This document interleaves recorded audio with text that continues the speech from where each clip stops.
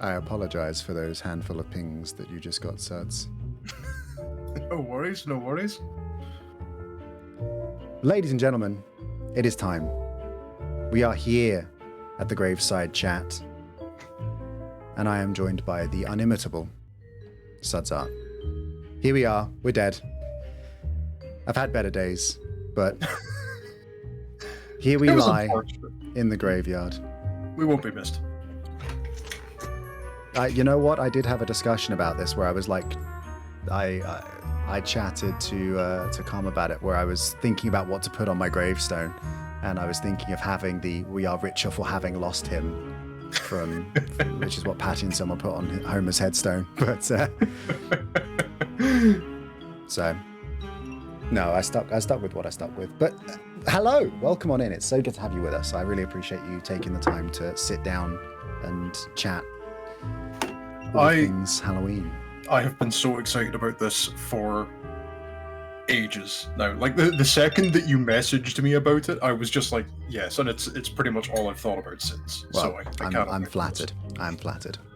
So, I hope everyone has a dram or beverage of choice. I am enjoying I've got some blueberry mead, which is just sensational. Calm has a hot chockey. What are you indulging in, Suds? I'm indulging myself in a dram of Aberlour at the moment. I'm ready to go. I am raving and ready to go. Well then, I think we should waste no more time.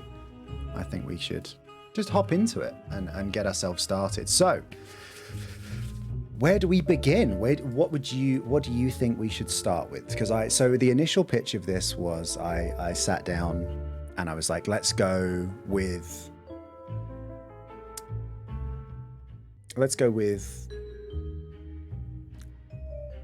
Halloween films and games, and that's just kind of it. But it's kind of branched out since then. But I think let's start with films. I think that's a good opener. Yeah. I think films generally put me more in the Halloween mood than for sure than games like. But then we kind of have a lot of horror movies on constant rotation in the flat anyway. Perfect. So well, that's great. Not particularly Halloween-y for us, but I don't know. I think a lot of the build up to Halloween and stuff like that, we tend to go back and watch all of our old favorites again. Yeah, and I think so. Just very excited. Like it's been nice going back and watching them. And watching them with the intention of being like, I'm going to talk about this later. I'm gonna discuss this with someone, and not just like turning the brain off. Yeah. No, that's totally fair. All right. Well, how about you start us off?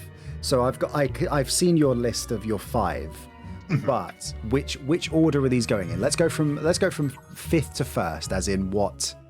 5th to 1st. Well, see, I thought I was being really clever.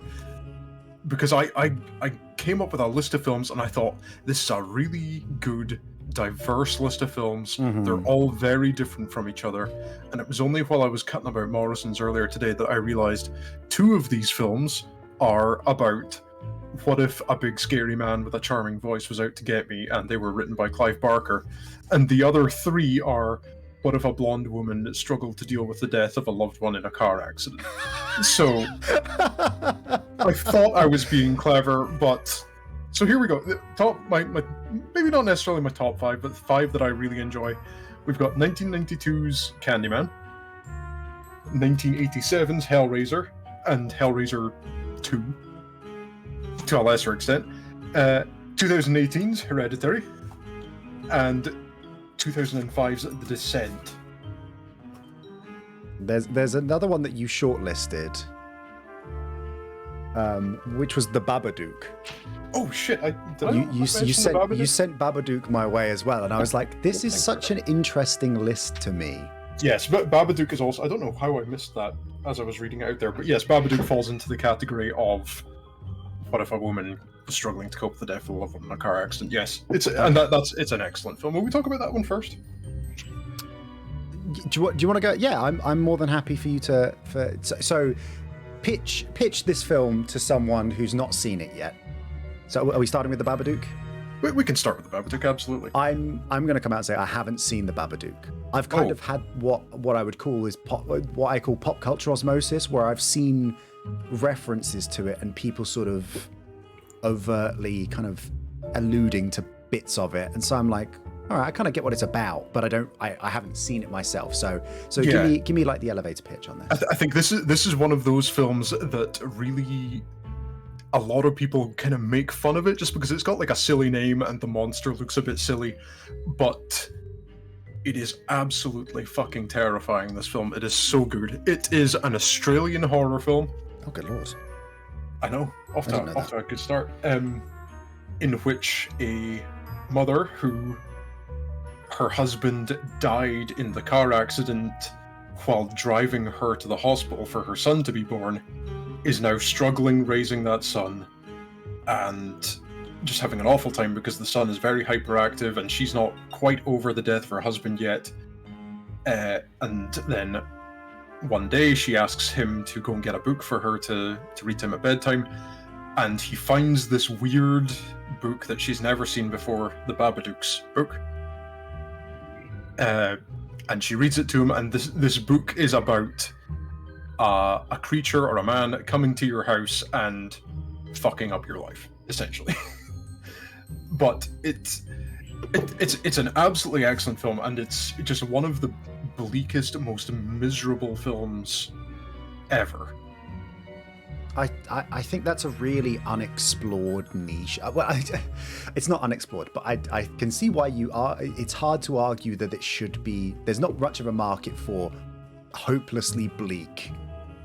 But in particular, hopelessly bleak, because you are miserable about your child. Like that's a real niche. That's a hard demographic to break into. You're like, oh, these fucking kids suck. What if your entire world was falling apart because of you? Like, that's a hard sell. The only other, so when you said that it's like a hopelessly bleak film, the only other one that comes to mind, it's not on my list because I don't really consider it a horror film, is The Mist, the 2000 and something. You don't consider The Mist a horror film? I mean, I do, but I think that the thing that sticks with me the most out of it is that it's like, it's kind of it's sort of a microcosm of a disaster movie where it's all these people stuck together in this one place, and it's the drama about the people in it. And then obviously the ending of that film is incredibly divisive and is one of the most infamous endings, because it's based on a Stephen King book, and yes, one of his short stories, which had a very different ending. Yes, and then when he saw the ending, he was like, Jesus. So I really like The Mist as a film. I think it's really interesting and it's cool, and the monster designs in it, what little you see is like, oh, this is incredible. It's good. It's good, like show don't tell. My one issue with The Mist is I hate that ending. I know a lot of people really like it, but I fucking despise it. I think I can see the argument that it's very cheap. That's exactly how it feels. I mean, I guess we should also touch on this before we go on. Like, are we spoiling everything that we have discussed here? I mean, I don't know. I don't know. I feel like the one. This is more your. I will let you decide on this, because all of my films, I'm gonna play my hand a little early. All of my films are now very old. So I think that, I don't know, with Hereditary, I'm a bit like, oh, it's only a couple of years old. So I understand if people haven't seen it yet. Whereas I'm like, you know, some of my films that came out in like 1979, 1980s. I'm like, you've had all the time you need to have seen these, so I don't mind spoiling those. I think, spoiler alert, Michael Myers is still alive at the end of Halloween, when there have been roughly 90 other Halloween films after that. Yeah, I think that's fair. And you know, a lot of these films, like I feel like Hereditary in particular, spoiling the end of Hereditary doesn't spoil the film. Yes, no, that's totally fair as well. I'll defer to your judgment if you think if you think talking about the ending won't ruin it, then absolutely fire away. Don't let me talk you out of it. But yeah, I've not seen the Babadook, and I think I think at the time it got a bit of like, I don't know, it got derided online because they were like, this stupid ass named film with this goofy ass man in a hat. But like, I think once you're in it, I think once you're immersed in the world, it stops being a haha, this is dumb, to being like, oh fucking Christ. The second you see the film and you see just how grey and miserable it is, you completely forget about that silly name. Like, to again tangent away, silly name horror film. I don't know if you've ever watched The Bye-Bye Man. I was literally about to say, the one I always think of is The Bye-Bye Man, because I always see the funny poster, the Photoshop of the movie poster where it says don't say his name and it's the Pee-Pee Poo-Poo Man instead. Man, and I'm like, that it's on that level of like, this is a goofy name. But I don't think it detracts. That's on the other level. For the Bye-Bye Man, you never let go of how dumb that name is. Right the way through the film, you're having just the stupidest time over the Bye-Bye Man, and don't say the Bye-Bye Man and stuff like that. So, awful film, garbage film. Do not watch the Bye-Bye Man. The other one I've liked that I've not seen is the Slender movie. I've not seen that either. But that's I have started watching that film maybe 4 or 5 times. Wow, that's the most damning indictment. I have never gotten far enough into that film for Slender Man to show up. 10 out of 10. That's how it goes. It's not great. It does have weirdly, it has one of my favorite horror actresses in it. I don't know her name at all. Is it the girl from Wish Upon? Yes! Yes, it is. She's like the opposite of Box Office Gold. She's like... Everything she's in is trash, but it's not really her fault. She's like magnetized to these like B-tier films. B is generous. I'm being nice in case she's listening. Sorry, we just call her Wish Upon Girl around our house. That was my thinking as well. As soon as you said it, I was like, I could just see her face, and I was like, that's the Wish Upon girl. The poor girl who has been doomed to read dialogue for a teenager written by 60-year-old men for the rest of her life. It's unfortunate. Yo, dudes! Oh my god! It was totally on fleek. I was playing Fortnite last night, and then Slender Man came in. It was wild. What if you tried to install Fortnite, but instead installed Slenderman.exe on your PlayStation 3? Yeah, sorry, Grandpa. Yeah, back to bed. Jesus Christ, these screenplays are getting worse. They just never end. And I think creepypastas, that's like an entirely different conversation, isn't it? Like, I feel like we could go off on that one for a while as well. Lord. Yeah, I have a friend who's quite into... he's quite big into his SCP stuff. And I've played the SCP Containment Breach, or whatever it is, the sort of kind of janky Unity multiplayer game, which is it kind of built into that universe. And I think there's a massive rabbit hole there that you can go down with SCPs and creepypasta in general. I think SCPs are probably like the pinnacle of creepypasta. It's an absolutely insane rabbit hole. It just goes on forever and ever. It's mad, absolutely mad. So I've never gone near it. I guess the Babadook could classify as an SCP. It kind of feels a lot like that. You know, like the Babadook is all about, starts off with her reading this creepy bedtime story to her kid, and she's got this pop-up book, and as she reads through the pop-up book is all about this man in a top hat who comes to your house, and the gist of the book is, don't let him in. If you let him in, I think the final line is something like, if you let him in, you'll wish you were dead, that kind of thing. Yeah. And so she lets him in, but the book is like a very small part of the film. A lot of it is this woman, played by Essie Davis, Amelia, and her relationship with her son. And like, how there's child actors where you see them and stuff, and you're like, you're not really acting like a child. Is this the film that's got that clip where she's like, why can't you just be normal? Why can't you just be normal? And then he just screams at the top of his head. I don't know if you have seen it 5 seconds after that clip. No. because that is one of the best scenes in the film. Yeah, you know how you see child actors and stuff, and you get the feeling it's like you're acting. You are a child actor. You have been taught. You have been raised. You've got somebody like giving you lines and things like that. Yeah. You know, like this kid doesn't feel like that. This kid feels like an actual kid who is having a shit time. Yeah, like he doesn't give child actor vibes. He gives like this kid is genuinely quite. Yeah, this kid is in a bad way. Yeah. Yeah. He's so he's terrified of monsters, and he has this kind of complex about protecting his mum because of, you know, his father dying on the day he was born. So he has this this complex about protecting his mum, and kind of is constantly making like little gadgets and contraptions around the house to try and protect her and things like that. And as a result of this, he gets expelled from school because he's built like a little crossbow in school and things like that.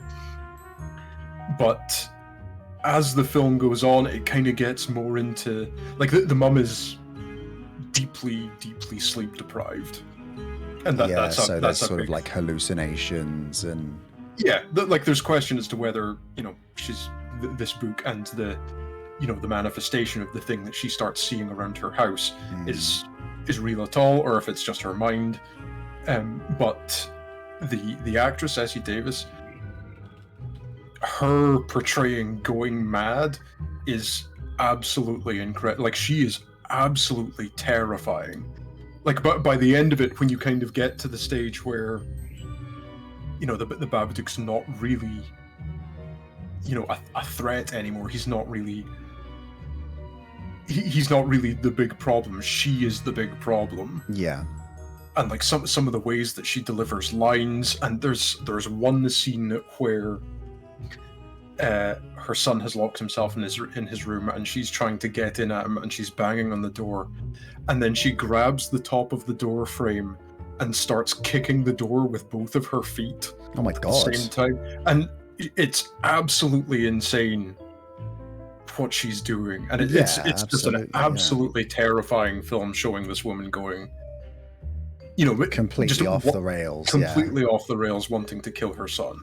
Yeah, Jesus, absolutely. I mean, that sounds like a very intense watch, but I mean, that must be such a compelling performance from her to absolutely drive it.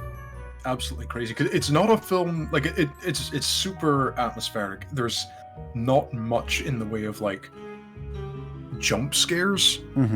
Because that's kind of what I always heard, was that it's very jump scare oriented, but I think that's more, I think I was just kind of very, because I hate jump scares. That's gonna be a running theme with this, is that I don't like a jump scare that isn't earned. Whereas I kind of went through a phase where I became very suspicious of horror films around the time of like The Conjuring, Paranormal Activity, Insidious, those sorts of films. So I was like, I know what your gimmick is. Yeah, I'm just waiting can see this a mile for away. the jump scare. And it means I'm not paying attention. I don't actually really enjoy the film because I'm just constantly clenching my cheeks, being like, good God, I need to get through this. Waiting for the sting. Like the other day we spoke about that one jump scare in The Haunting of Hill House. That is just two people driving in a car having a conversation, and suddenly a face pops up. I know Sarcastic Hat was saying that was earned. I don't really agree. But there are jump scares, like, you know, people talk about, I don't like jump scares, I hate jump scares and stuff like that. I'm fine with jump scares if I feel like it has been earned. Yes. If the tension has led up to that, as opposed to it starting the tension, I feel like that's good. This is such a we're going way off topic here, but this is a really niche thing. But in one of the Call of Duty Black Ops Zombies maps, set on Alcatraz, where you play as Ray Liotta, insane, R.I.P. Miss him every day. The plan is that you have to go through all these ridiculous rigmarole steps of building a glider to fly off the island to escape the prison that's being taken over by zombies. It turns out you've all been killed on death row, and so you're just kind of ghosts, and you relive the experience until you get off the island, right, and all of this stuff. And so it's kind of it's got its foot in the horror thing. It's kind of leaning into it. Obviously there's zombies everywhere, but it's like, oh, you know, you're ghosts, you are already dead, this place is haunted, this is a place where people die. You get onto the roof of the prison to escape, and if you aim down any scope of a weapon and look at the moon for more than a few seconds, your whole screen gets like jump scared by this screamer face, like screamer. What is it called? Screamer Ann, or like Jeff the Killer, kind of like horrific, like just deep fried face.png back in the with day, a stinger, like, and it was like a shot Reagan sight from The Exorcist just popping up. Yeah, I was like, this is I was like, it got me as a kid because I was like, I just didn't even think that would be a thing, but I was just like, was that earned? I don't know if it was. I don't know if I can. It got me. It was very effective because I wasn't expecting it. But like, that's not a. That's quite a good one to be like, oh, you're just looking up at the sky thinking you're safe. We're gonna get you with that jump scare. So yeah, it's like it's a tough thing, like, because a really unexpected jump scare can end up being quite funny if it's effective. So yes, stuff like that it's almost punishing you for, and you know, I know Call of Duty did the Halloween events in Warzone where opening a loot box would occasionally jump scare you, and it meant that I touched those boxes as little as possible when I was playing it. I remember playing with Grizzly51 who used to stream Warzone every day, and he used to just have to. I used to see him on stream look away from his screen and close his eyes, and even then he would sometimes get jump scared by the sound alone. So I'm glad that the Babadook is not that sort of jump scare oriented film, because I was kind of put off by the thought of it being a film like that. So I'm now kind of way more on board with it, and I'm more open to giving it a look. I know that Karma's already watched it. She watched it in New York, and she was like, "This film's fucking terrifying. Get me out of here." So yeah, I don't think she'll watch it with me. But I think there's one real jump scare in the film, and a lot of the other kind of what people will be talking about as jump scares. It's like there will be a camera, a cut to a scene, and it'll hold on that scene for a little, and then once you kind of realize what you're looking at, you'll kind of start. You'll jump. There's a scene where Essie looks out the. That's the actress name, the character's name. Like I told you, I was taking notes. 90% of the reason I took notes is because I'm terrible at remembering the names of characters in films. I just heard a little paper turn. I was like, oh my god, he's taking more than one side of notes. Analog notes. There's a scene where she's looking out a window at a neighbor, and then it cuts back and she looks down and she looks back up again, and it's the same scene of her looking at the neighbor, but now the Babadook is standing somewhere in the room with her. And there's not like a musical sting. There's not like a big start. That's chef's kiss. That's the perfect thing where it's like you something is different in the room, and if you don't notice it, then that's fine. But if you do, then it makes you jump. The kind of thing that if you're watching with someone, potentially you can be like, did you see that? And they might not have. Yes. I really like that kind of thing. And I think most of the films that I have here involve that kind of thing. Because I love it. Like, because it means that like on repeat watches, you can be like, okay, I was told to look out for this in this scene. And you kind of you are more attuned to be like, okay, I'm not going to look at the actress. I'm going to look at the scene around them. Yeah, where the camera isn't focused, just in case there's something subtle snuck in there. Oh, that's like great. I know the Haunting of Hill House. Every episode had like a ghost in the background somewhere. And that was, you know, as well as it being a very spooky thing, it meant that when me and Vicky rewatched it, we were kind of like looking out for it, like we were playing fucking Where's Wally. And you're like, I found it! Hey! There it is! Nice. And so, like, I really like that kind of thing. And you know, it's not big and it's not dramatic. I think I just like it when they don't draw attention to themselves in that way. We're straying it. I'm going to stray into the game section a little bit. It's not on my list, but the Mortuary's Assistant is one of those ones where a lot of people, there's lots of clips and people have sort of mentioned in passing where they're like, oh, I was looking at a clipboard or looking at a screen and I saw someone standing in the doorway, and if I hadn't seen them, it wouldn't have made me jump, but they like noticed them and they're like, and there's that sort of like, stuff in the background that builds up that tension. Yeah, I kind of want to play the mortuary's assistant because I know that that's going to be like a very big jump scary game. I've seen clips, but I think the scares are randomized. Like not everybody will see the same scares through the course of their playthrough. Yeah, that's. And I think that's a great way of doing that. Absolutely. All right, well there you go. That's the Babadook.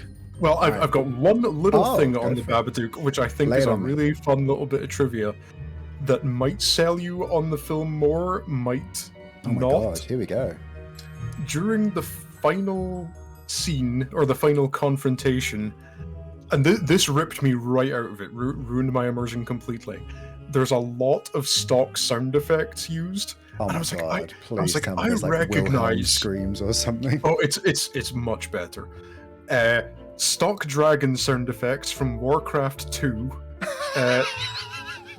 Stock sound effects from XCOM, Resident Evil, and Mortal Kombat 3. I just love the Babadook be like, get over here! And like, just, yeah, kind of crazy that the Babadook right at the end turns out that he's actually Scorpion from Earthrealm and throws the dagger out of his hand. At all, but I thought it was a nice little touch when he pulled off the top hat and underneath there was a flaming skull. And then he just breathed fire on the actress and reduced her to a skeleton. She turned into a skeleton. I thought that was really clever filmmaking. Well, that sold me on that film. The Babadook is the best horror film ever made. Thank you so much, everyone, for tuning in. There we go. It's fuck my list. That's it. Do any of them end with a Mortal Kombat fatality? No. So get it in the bin. All right. Well, that's fucking wild. I love that. That's great. So one that I was going to put on my list, but I had a hard 4, and then the 5th one I was like, I'm gonna peruse. Well, I don't think you've said your give me your 4 and then give me the one I've gone for the 5. I'm the most basic stale end piece of white bread, generic. It's the big 5 that I think I can easily recommend to anyone. It's Alien, the original Alien, John Carpenter's The Thing, Evil Dead 2, the original Halloween, and the Texas Chainsaw Massacre. I really fucking hate that you just said the original Halloween, because I had a joke lined up that relied entirely on you not saying the original me just saying the word Halloween. Yes, and I was going to be like... All right, here we go. Okay, it's Alien, John Carpenter's The Thing, Evil Dead 2, the Texas Chainsaw Massacre, and Halloween. See, to know you, Blunt, and to see how you speak about things, I didn't really think you were going to be much of a slasher fan, and much less a fan of Rob Zombie. Sensational. Zing. There we go. Very, very funny stuff. Very good. Great. I was very proud when I thought of that. Have you... Or sorry, on you go. You were gonna... No, that's it. That's my 5. I was kind of on the fence about putting Hellraiser on there, mainly because, especially, I've only seen Hellraiser 1. I haven't seen the other ones. I genuinely think Hellraiser would be on my list if it wasn't on yours, because I think it is fucking great. See, I'm so happy to recommend Hellraiser.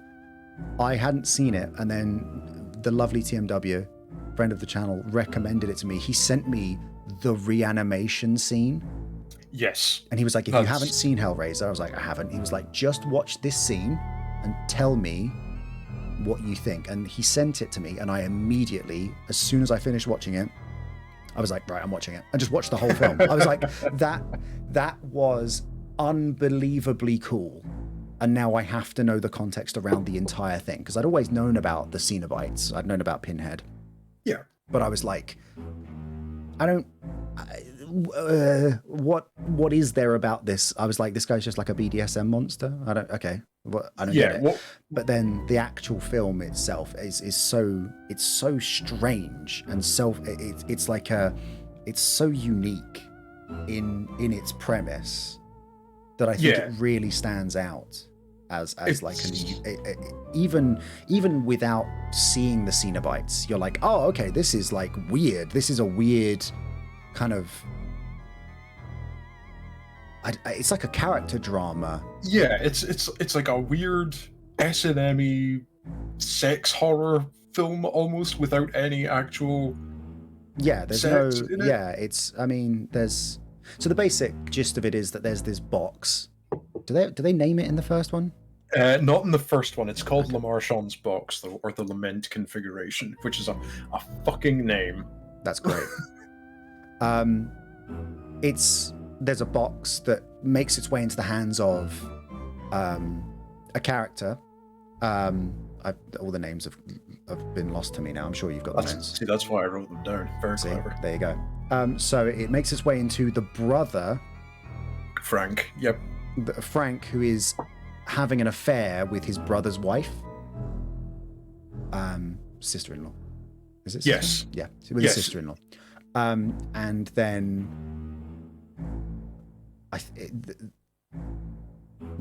I'll let you go from here. I'll let you because you've got the notes. I've not. Well, I thought we were doing one of your films because you read out your list, and I was thrilled when you read out your list because when I was first thinking of my list, I kind of wrote down like my immediate thoughts. Yeah. And then I was like, these films, me and Blunt, quite similar.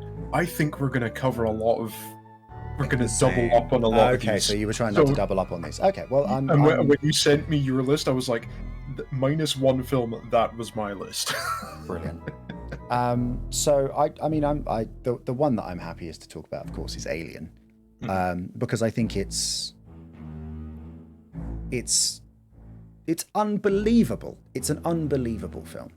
It has such a stunning aesthetic. It's got this incredible space trucker aesthetic. It's claustrophobic. It's dimly lit. It's atmospheric, and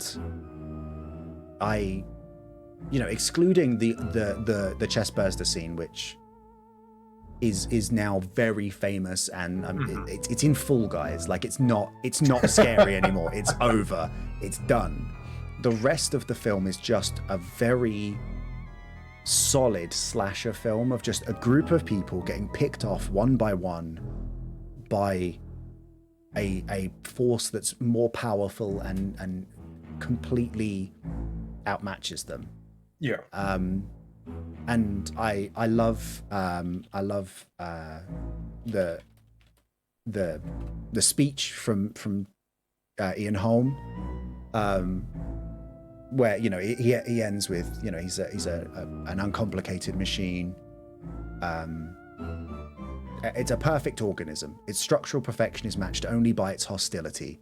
I admire its purity, a survivor unclouded by conscience or remorse or delusions of morality. I can't lie to you about your chances, but you have my sympathies. That's incredible, sick. Isn't it? It's such and at this point, Ash is just a decapitated head on a table covered in milk, and he's like, "You're dead. Like, you are done. Good luck. Sorry." And it's stunning. I obviously I could go on for hours about Geiger and the Xenomorph's design and how brilliant it is, and the space jockey and the ship and the face hugger and all of these incredible, unique, visually stunning designs of the alien. But I think it's just so laser precise in its vision of it's like, what if this very cramped spaceship had a monster in it that can absolutely eat through anything, and that's it. That's the whole thing. Yeah. And I think one of the things, like, you talk about it being a slasher, it doesn't feel much like a slasher because, like, maybe with one exception, all of the characters, like, nobody is making really awful bad decisions. Yeah, the only one you get is Harry Dean Stanton when he goes looking for Jonesy. Yeah. When you get that amazing shot of the reveal of the alien where he's in the engine room and there's those chains and everything's dripping with down moisture from the ceiling, and it just in the, again, similar to the thing with the Babadook where you've got Harry Dean Stanton in the front of the shot and then the xenomorph just kind of moves, this like dark shape in the background just comes down from the chains. It's so good. With that shot in particular as well, with all the chains hanging down, and I think I can remember, it's actually been a hot sec since I've seen Alien, but you can see mostly its tail, which is kind of very segmented. Yeah, it's like got vertebrae almost. Yeah, it's like a spine where each one is catching the light, which also looks like a chain. Yeah. So you're like, oh, it's just chains in the background, and then it moves, and you're like, oh my god. And you get that brilliant section where he's looking at the discarded skin of the sort of chest burst, the form of it. He like finds the skin on the floor, and then while he's looking at that, it's already multiplied in size by an order of magnitude. And I think that moment alone is kind of enough to cement it as an incredible slasher film. But then you've got now it's very goofy, but the section where Dallas is in the vents and he turns and you get the like ta-da, like he's got his hands out and he looks like he's like, surprise. I think that's an excellent, like even now that's an excellent scene right up 100%. Until you see the little man in the outfit, and Yeah. I think in particular the scene where it's blasted out into space and you kind of see the little man in the wiggling, outfit spiraling away.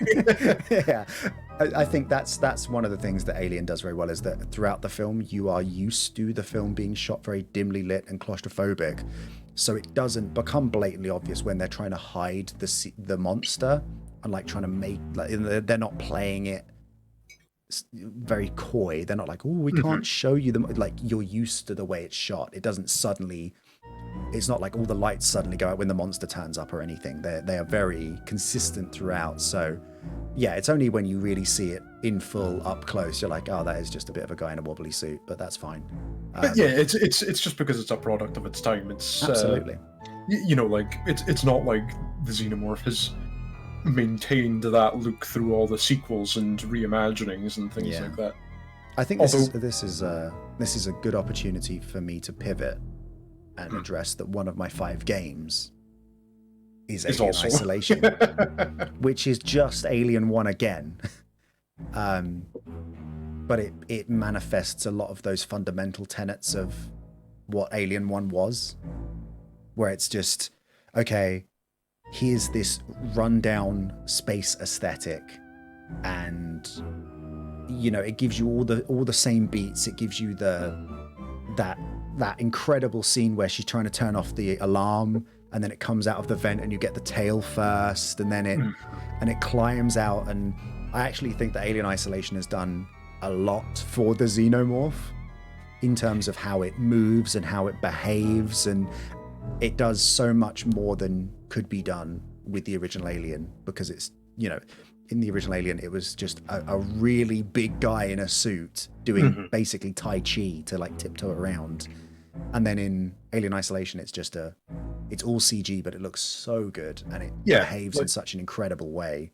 Like seeing the modern xenomorph in the setting of Alien, the original Alien. Yes. It's like a weird, it's like a treat almost. It's like what you always thought the film.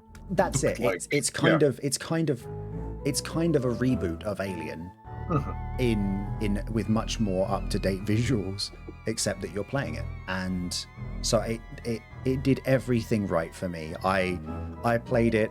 I was at uni and I moved house, and we didn't have any internet for like a week while we were waiting for the internet to get set up. So I had Alien Isolation installed. I was like, right, I'm just going to play through it. And I played it in the dark by myself with my headphones cranked up, and it was such a fantastic experience. And I love Alien Isolation. I recommend everyone play it, even on the lowest difficulty, where it's it's vaguely accessible. The alien's a lot more forgiving. It's just a great experience.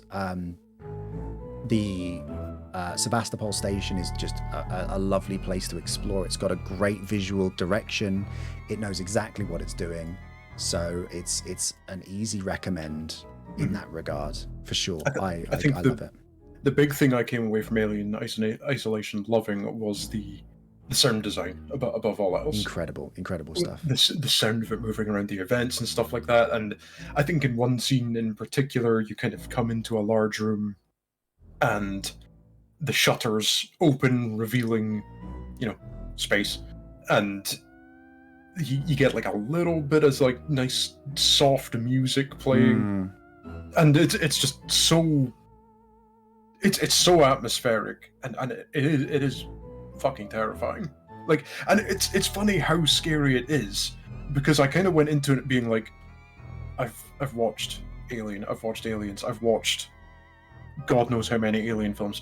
I know what the xenomorph is all about. I know what Alien is, and it still managed to be scary. I think that's absolutely really it really caught me by surprise as someone who thought, I was like, oh yeah, I've seen Alien, I've seen Aliens, I know what I'm doing, I've it's all up here, don't worry about it, I know my way around. And then immediately I was like, okay, I am wildly unprepared for this. And so it was a real challenge, but I enjoyed it to bits. I loved Alien Isolation, and it kind of toes the line of being like, is it a horror game or is it a stealth game?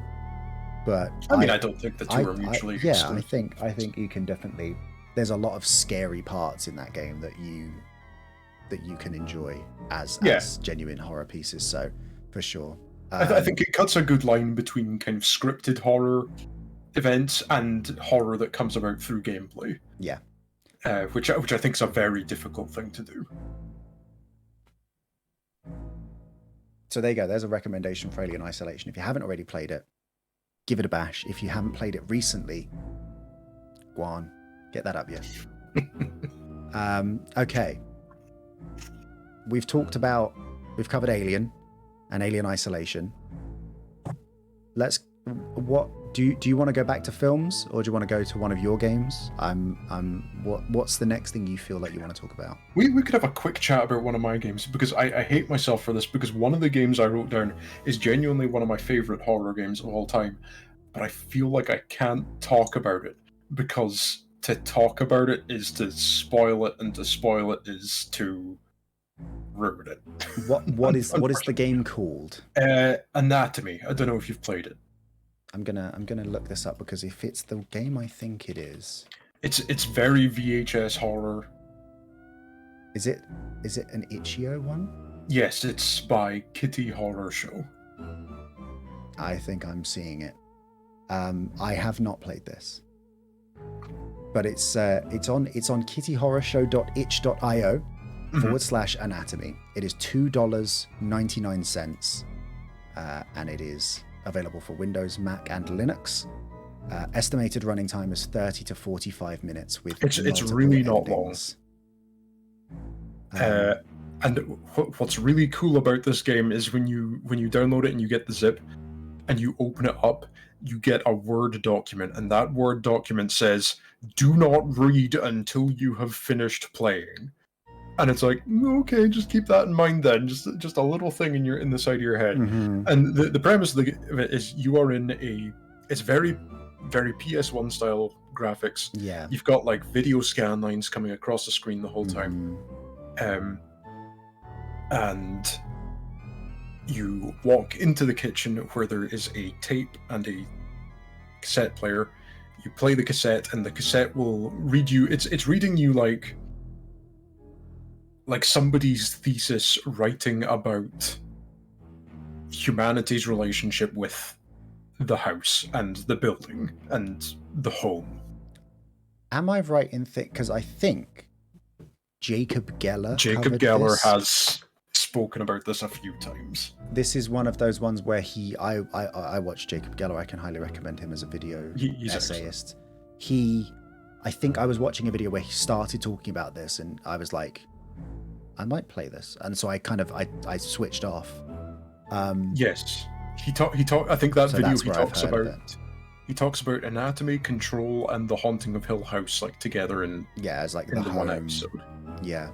Um, I know that someone in chat earlier, Hug mentioned Control as sort of leaning into that SCP thing. I also I played Control and I found it to be a great sort of just blowing stuff up shooter.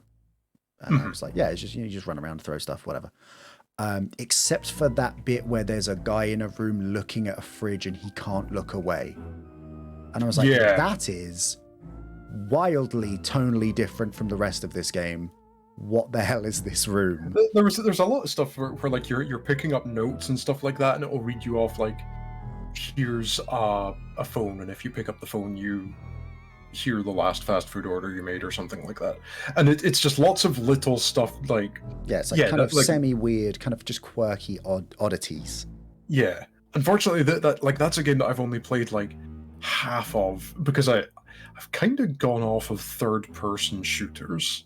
No, that's totally fair. I kind of felt like I kind of got a fair ways through it, and I was like, I'm just picking up furniture and throwing it at people, no matter what the enemy is. I'm just like, right, chair, throw, rock, throw, pot plant, throw, and I was like, this is beautiful. It looks great, beautiful art style, but I was just punting litter at like everyone, and I was like, this is from the guys who made Max Payne, and I'm just throwing rocks. This feels like a bit of it's kind of, I don't know. Beautiful game, incredible world building.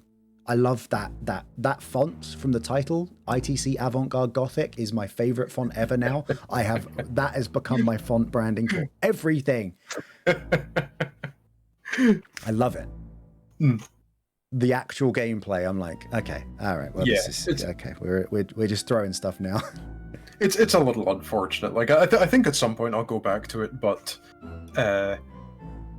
until then, like, I'm sure it's very good. I watched a bit of Plant play it, and yeah, it just didn't gel with me immediately. But these like games like this, when I bounce off them, it's usually just because I need to go back to it and just invest a little more time. Yeah, no, that's absolutely fine. But yeah, Anatomy does the whole thing where you pick up a tape recorder and it plays you a little bit of somebody's thesis, and then that little segment of the thesis will mention a room, and it'll be like, oh, it said something about eating. I need to go to the dining room. You go to the dining room and there is now a tape.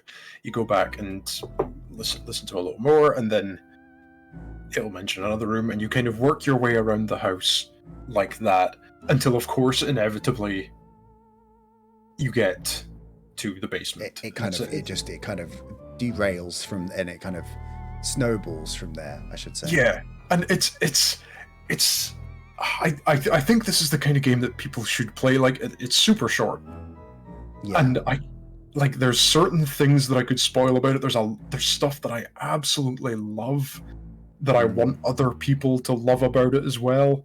That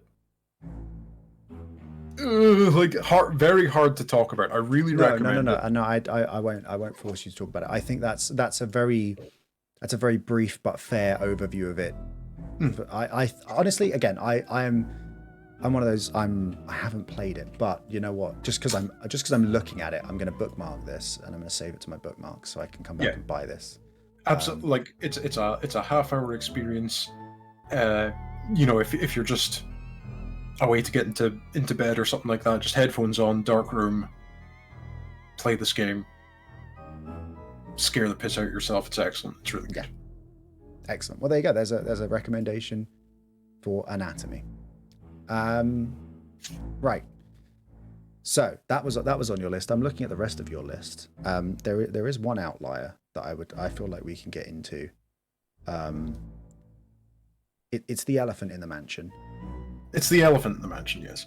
Why don't you tell the folks what one of your list is? This is one of my favorite horror games of all time. I play this game every single year at Halloween. This game is Luigi's Mansion. The game that you are hearing the music of right now. This game fucking rules. I love this game. And do you know what this game does? Like, it's not a straight up horror game. This game is so consistent like start to end in its tone.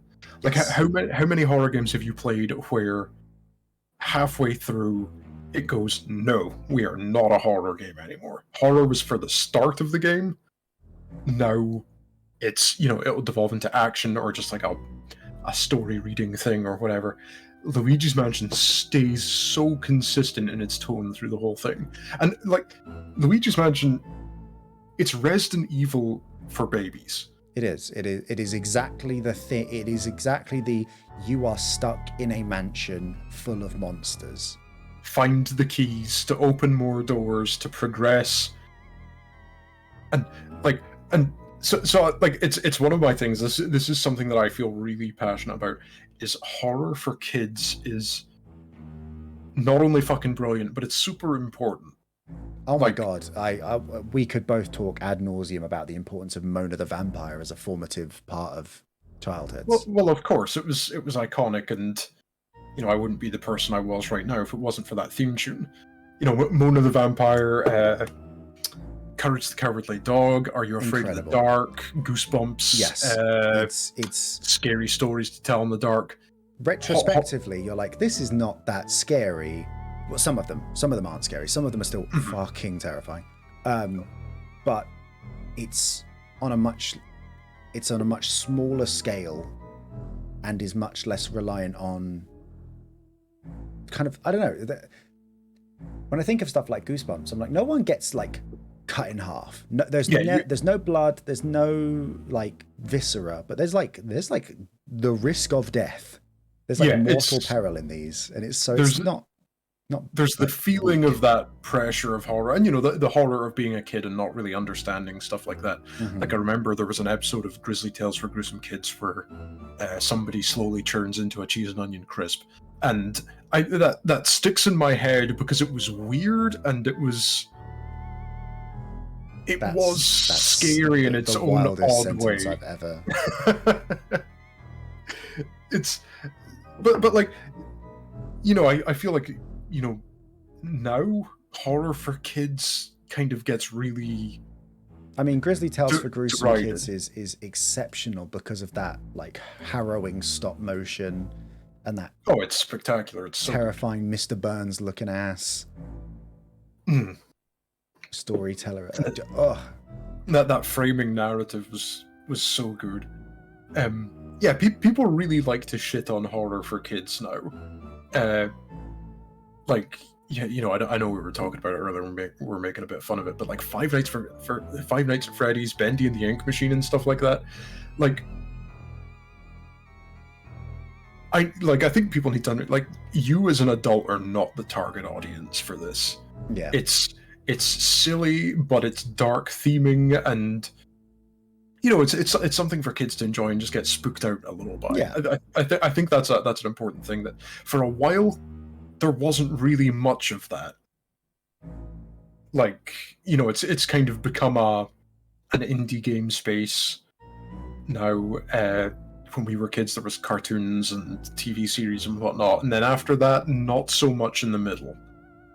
Yeah, I think that there was definitely a lull, and I think Luigi's Mansion really stands out as it's just especially because I think it was such a brave decision to make it as a game. Like, yeah, because the GameCube came out and they were like, hey, so the games we're launching with are the remake of Resident Evil, and no, I don't think Resident Evil came out with the GameCube, but when it came out, it released with the GameCube or around the same time. But when the GameCube came out, it was like, okay, we are launching with this game called Luigi's Mansion. And everyone was like, where's Mario? Yeah, where's my Mario platformer? Yeah. Because that was what was expected. Like, I remember getting the Nintendo magazines at the time, and there being like, people were actually like writing in and being like, I just want to play my Mario platformer. Where's my Mario platformer? I can't believe you're launching a console without your Mario platformer.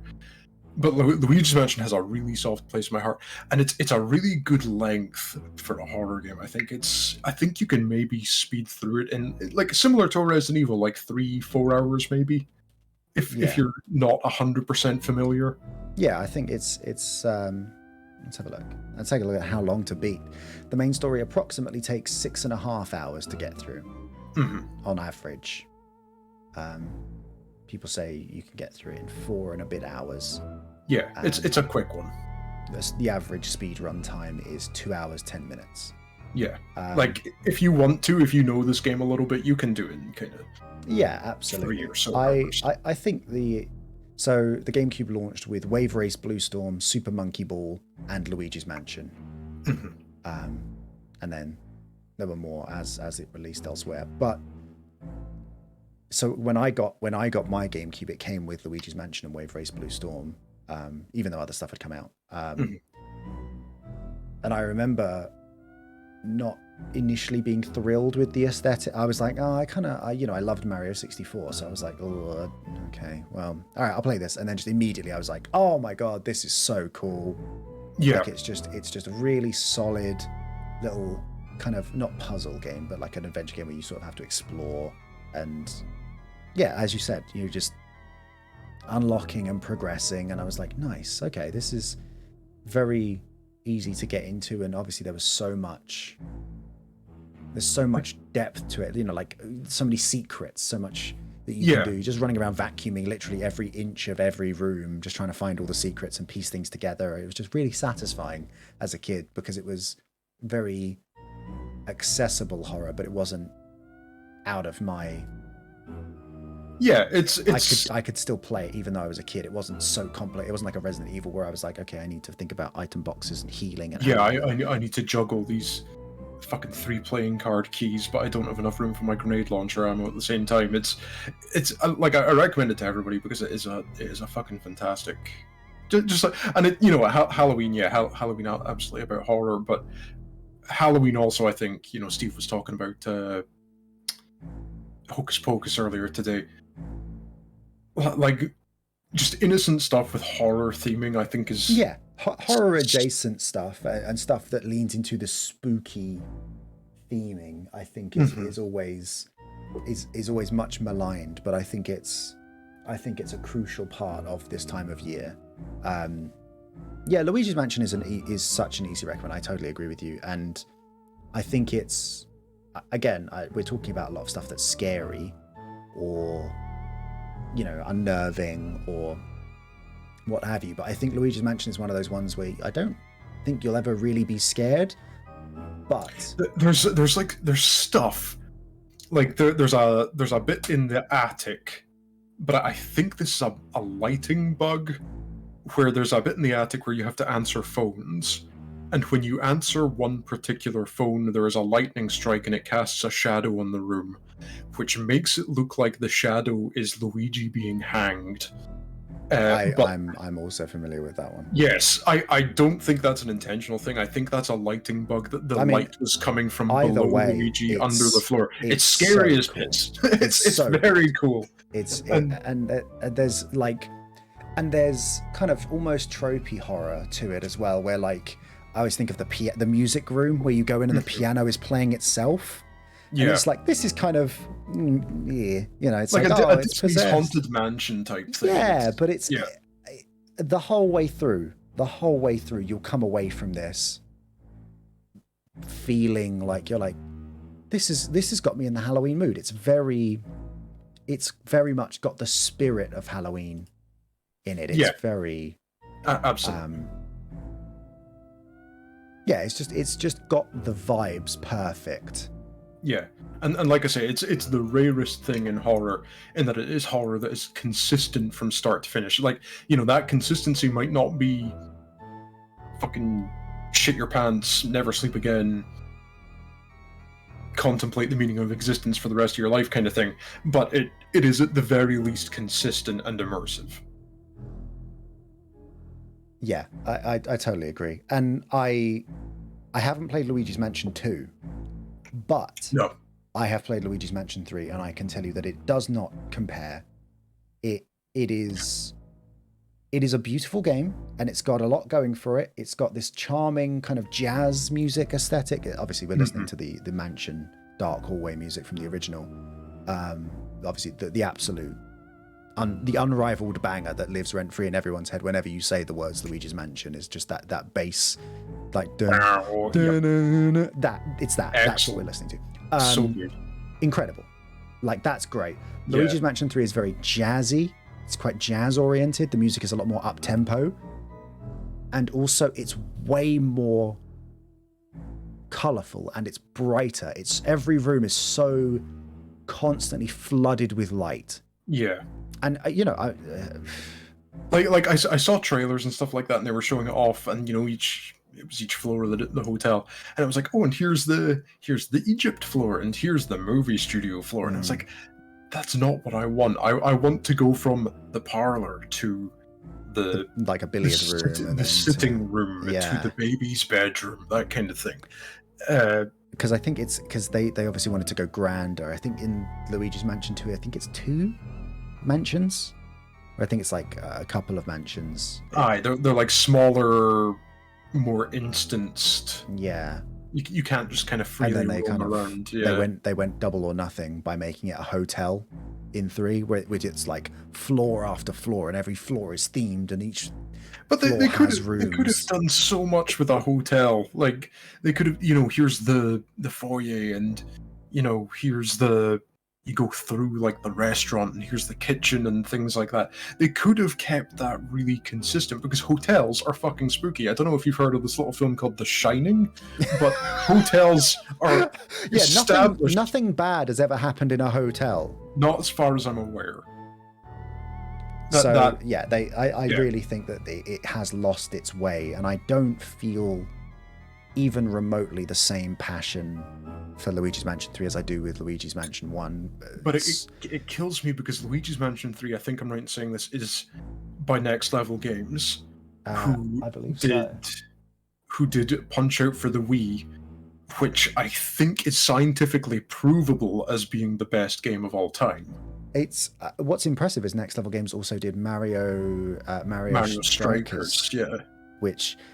So this is the thing, really, when you said that, my brain kind of clicked as soon as you said it, because there's so much charm and animation and life in all of the characters. All the ghosts are really full of animation and exuberance. That's their thing. And they're really, you're like, oh yeah, this guy immediately, there's like a really sleepy security guard ghost who's on the night shift, and I'm like, yeah, this guy. And then there's the hotel owner, and she's got this big bouffant, like Marge Simpson hair, and she's got like the feather boa, and she looks all glamorous. She's called like Madame Ghostette or something, whatever. It's very on the nose. Next Level, I've got the best writers. But all the characters look great, and the animations are really good. Luigi's never been more of a physical actor. It's very physical comedy oriented. It's great. It's so good. Like, I think unfortunately, it's bizarre. It's like in this bloody floodlit building, and all the ghosts just kind of walk into shot, and they're like, hello, and I'm like, this sucks. This is not scary. It's bizarre to look at Nintendo and be like, the difference between Luigi and Mario. I mean, this is getting away from like the whole Halloween and spooky shit thing, but like how Luigi now has such a defined character thanks to Luigi's Mansion and thanks to Next Level Games. But Mario still is very much kind of a blank slate. Yeah, for sure. I totally get you. But so my top Halloween, my top Halloween recommendation: Punch-Out for the Wii. Go and play it now. Get to the end of the champion circuit, you will not believe who you have to fight. That's the biggest jump scare of them all. The real horror is watching those that you have trod on in the past come back to haunt you. Really, it's quite visceral, honestly. Yeah. That first round, you're like, okay, this is tough. The second round, you're fighting to survive. Mm-hmm.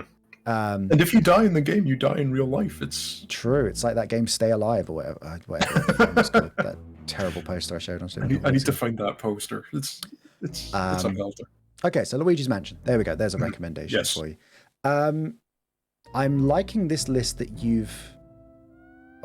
We won't talk about the other definite on your list? I'm gonna resist the urge. Yes, to talk about we'll save that. We'll save that. The big one. But you've listed a couple of maybes here that I'm incredibly interested by.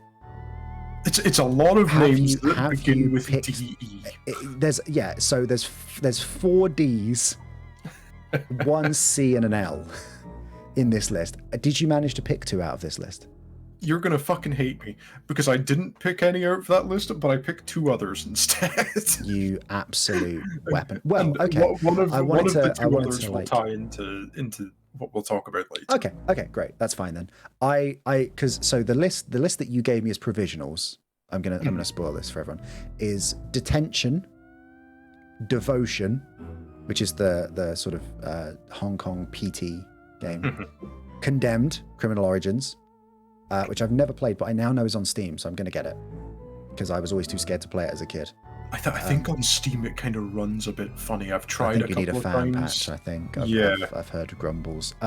So Condemned is one of those games that came out on the original Xbox 360 and the original Xbox 360. The Xbox 360.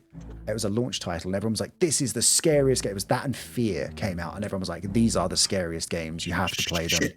I should have put Fear on my fucking list. I've got Fear. I just need to play it because I know a load of people that share montages or like clips of them being like, the gunplay in this game is unreal, and I was always like, yeah, but it's got jump scares in it, so I can't play it because I will piss myself. But yeah, those jump scares are hellish. Yeah, like it was the first time in a game that I remember a jump scare not being like in a cutscene or something like that, but just like mid game. Yeah.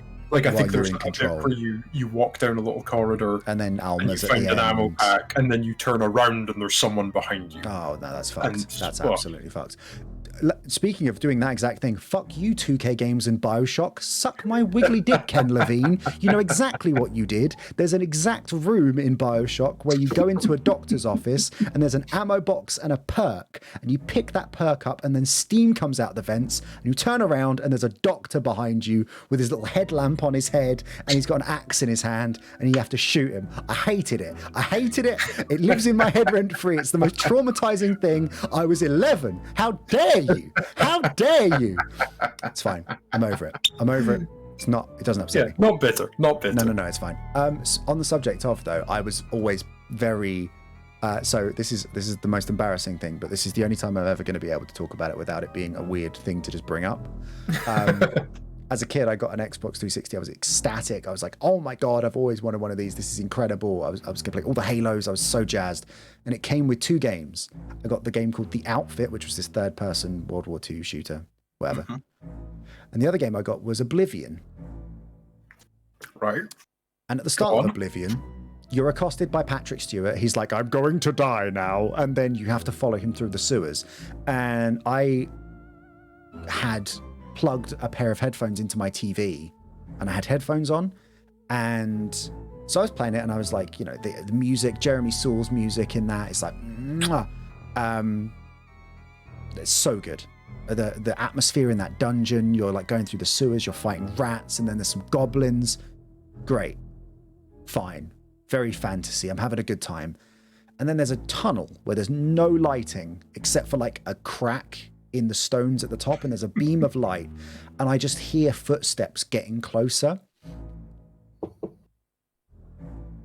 And then as you get closer to that sort of, it's a long corridor and then there's a corner, you turn left at the end. It's like an L-shaped corridor and you're going down it towards this spotlight. And then as you get just close enough, around the corner comes a zombie who's got like an arm missing, half his face is gone, his torso is like, you can see his ribs, his torso is open. I was so scared I immediately ejected the disc out of my Xbox and I didn't play it for a couple of years. I was truly so scared of that. I was traumatized. I didn't play Oblivion for years. And I'm heartbroken because I missed out on probably one of the best RPGs of all time. But I was so piss baby scared of that one zombie that I was like, nope, no. And I just never went back. I couldn't bring myself to go back for 4 years. I think I was like 10. I think I was turning 11. No, I was 11. So I was 11 when it happened, and then I went back to it when I was 15. It took me years to pluck up the courage to go back into it. Once you kill that zombie, the rest of the game is just, Biohazard, there's a grand champion. And I was like, oh, this game's so lame. What was I scared of? This is pathetic. So yeah, if Oblivion scared me, I was definitely not going to have the courage to play Condemned. But now I feel like I'm ready for it. So I may have to give it a try. If we're talking related stuff, games that weren't horror at all, that scared the piss out of you as a kid, that you never went back to for ages, Conker's Bad Fur Day. Oh, good lord. Which part traumatized you? The zombies chapter. I don't know why, but like we like when we were kids, a lot of my mates had N64s. And all of us got Conker's Bad Fur Day at some point because it was the funny game that had swears in it. And all of us independently got to the zombies chapter, and all of us stopped there because it's understandable. These tepid little cartoon zombies just scared everyone shitless. And it's a shame because that chapter of the game is one of the best chapters in the game, and maybe one of the best chapters that Rare has ever done. It is excellent. I don't know if you've played it. I have not. You fire away. You fight your way. You are given a shotgun or you're given a weapon for the first time, a firearm, not a weapon, I guess. And you shoot your way through these zombies. That really satisfying jibbing on the zombies, like blasting their heads off and stuff like that. And then you get to a mansion at the top of this hill, where there is an entire segment based around Bram Stoker's Dracula. Oh, fantastic! Based specifically on the Gary Oldman, Keanu Reeves. Is it Gary Oldman? Am I right in saying that plays Dracula? Yes, in the Bram Stoker's Dracula. Yeah. And it's just an excellent segment where you essentially are now playing Jonathan Parker. This is the thing. I can't remember the names of characters in films. It's terrible.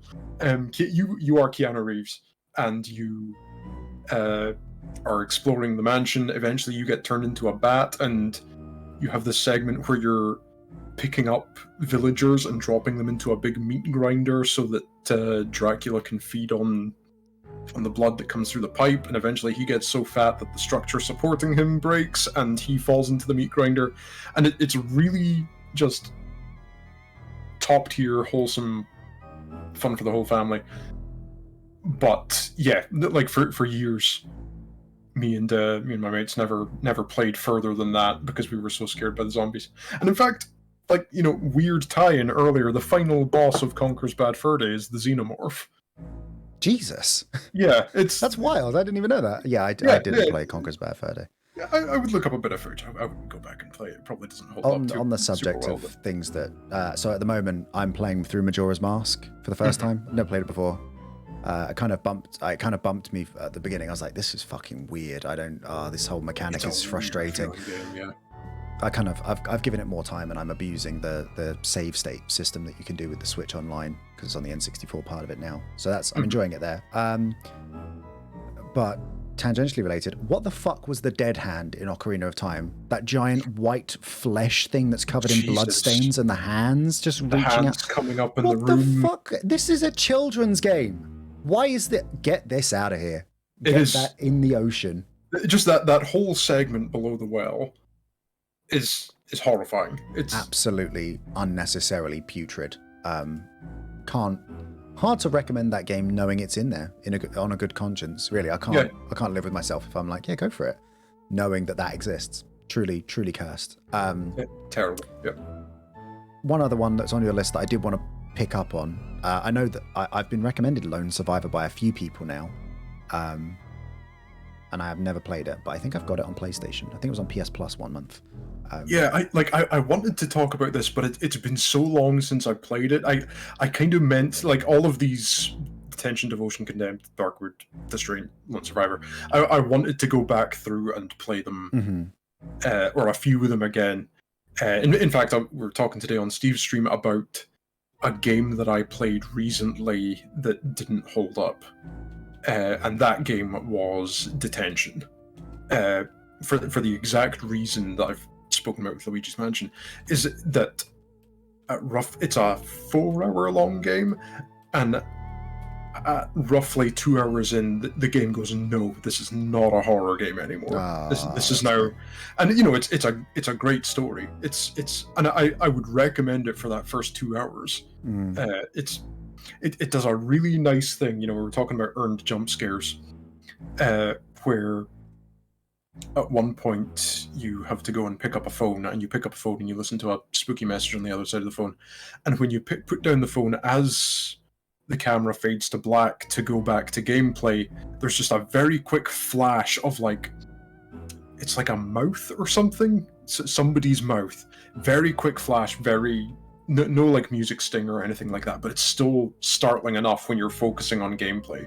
Yeah, this is right at the start of the game, and it never does it again. That's and wild. You spend the whole rest of the game waiting for it to happen. And I bet. Oh my God. And later in the game, there's an identical scene with a phone. And you're expecting it. You are primed and ready. You're sitting in the chair, tensed, and it never happens. But Lone Survivor, kind of Silent Hilly. Yeah, that's kind of why I got the recommendation. Yeah, very, very close to it. 2D pixelated side scrolling. I could fucking ruin this game for you completely. Because if you look at the guy, your controllable character, yeah, he is wearing a face mask, something that we're all familiar with now. Yes. But that face mask in pixel form, it looks like he has a giant cheesy grin on his face. Because you know what? That's exactly what I thought the first time I ever saw. Yes. he's just got this big smile on his face. I was like, this dude's just mugging it up. He's like, hey, baby. I was like, oh, right, it's a mask. It's a mask. Okay, I see. Yeah, when I first saw it, I was like, this dude fucking smiling about. It's a good game, but it's been so long since I played it. I don't remember much about it, unfortunately.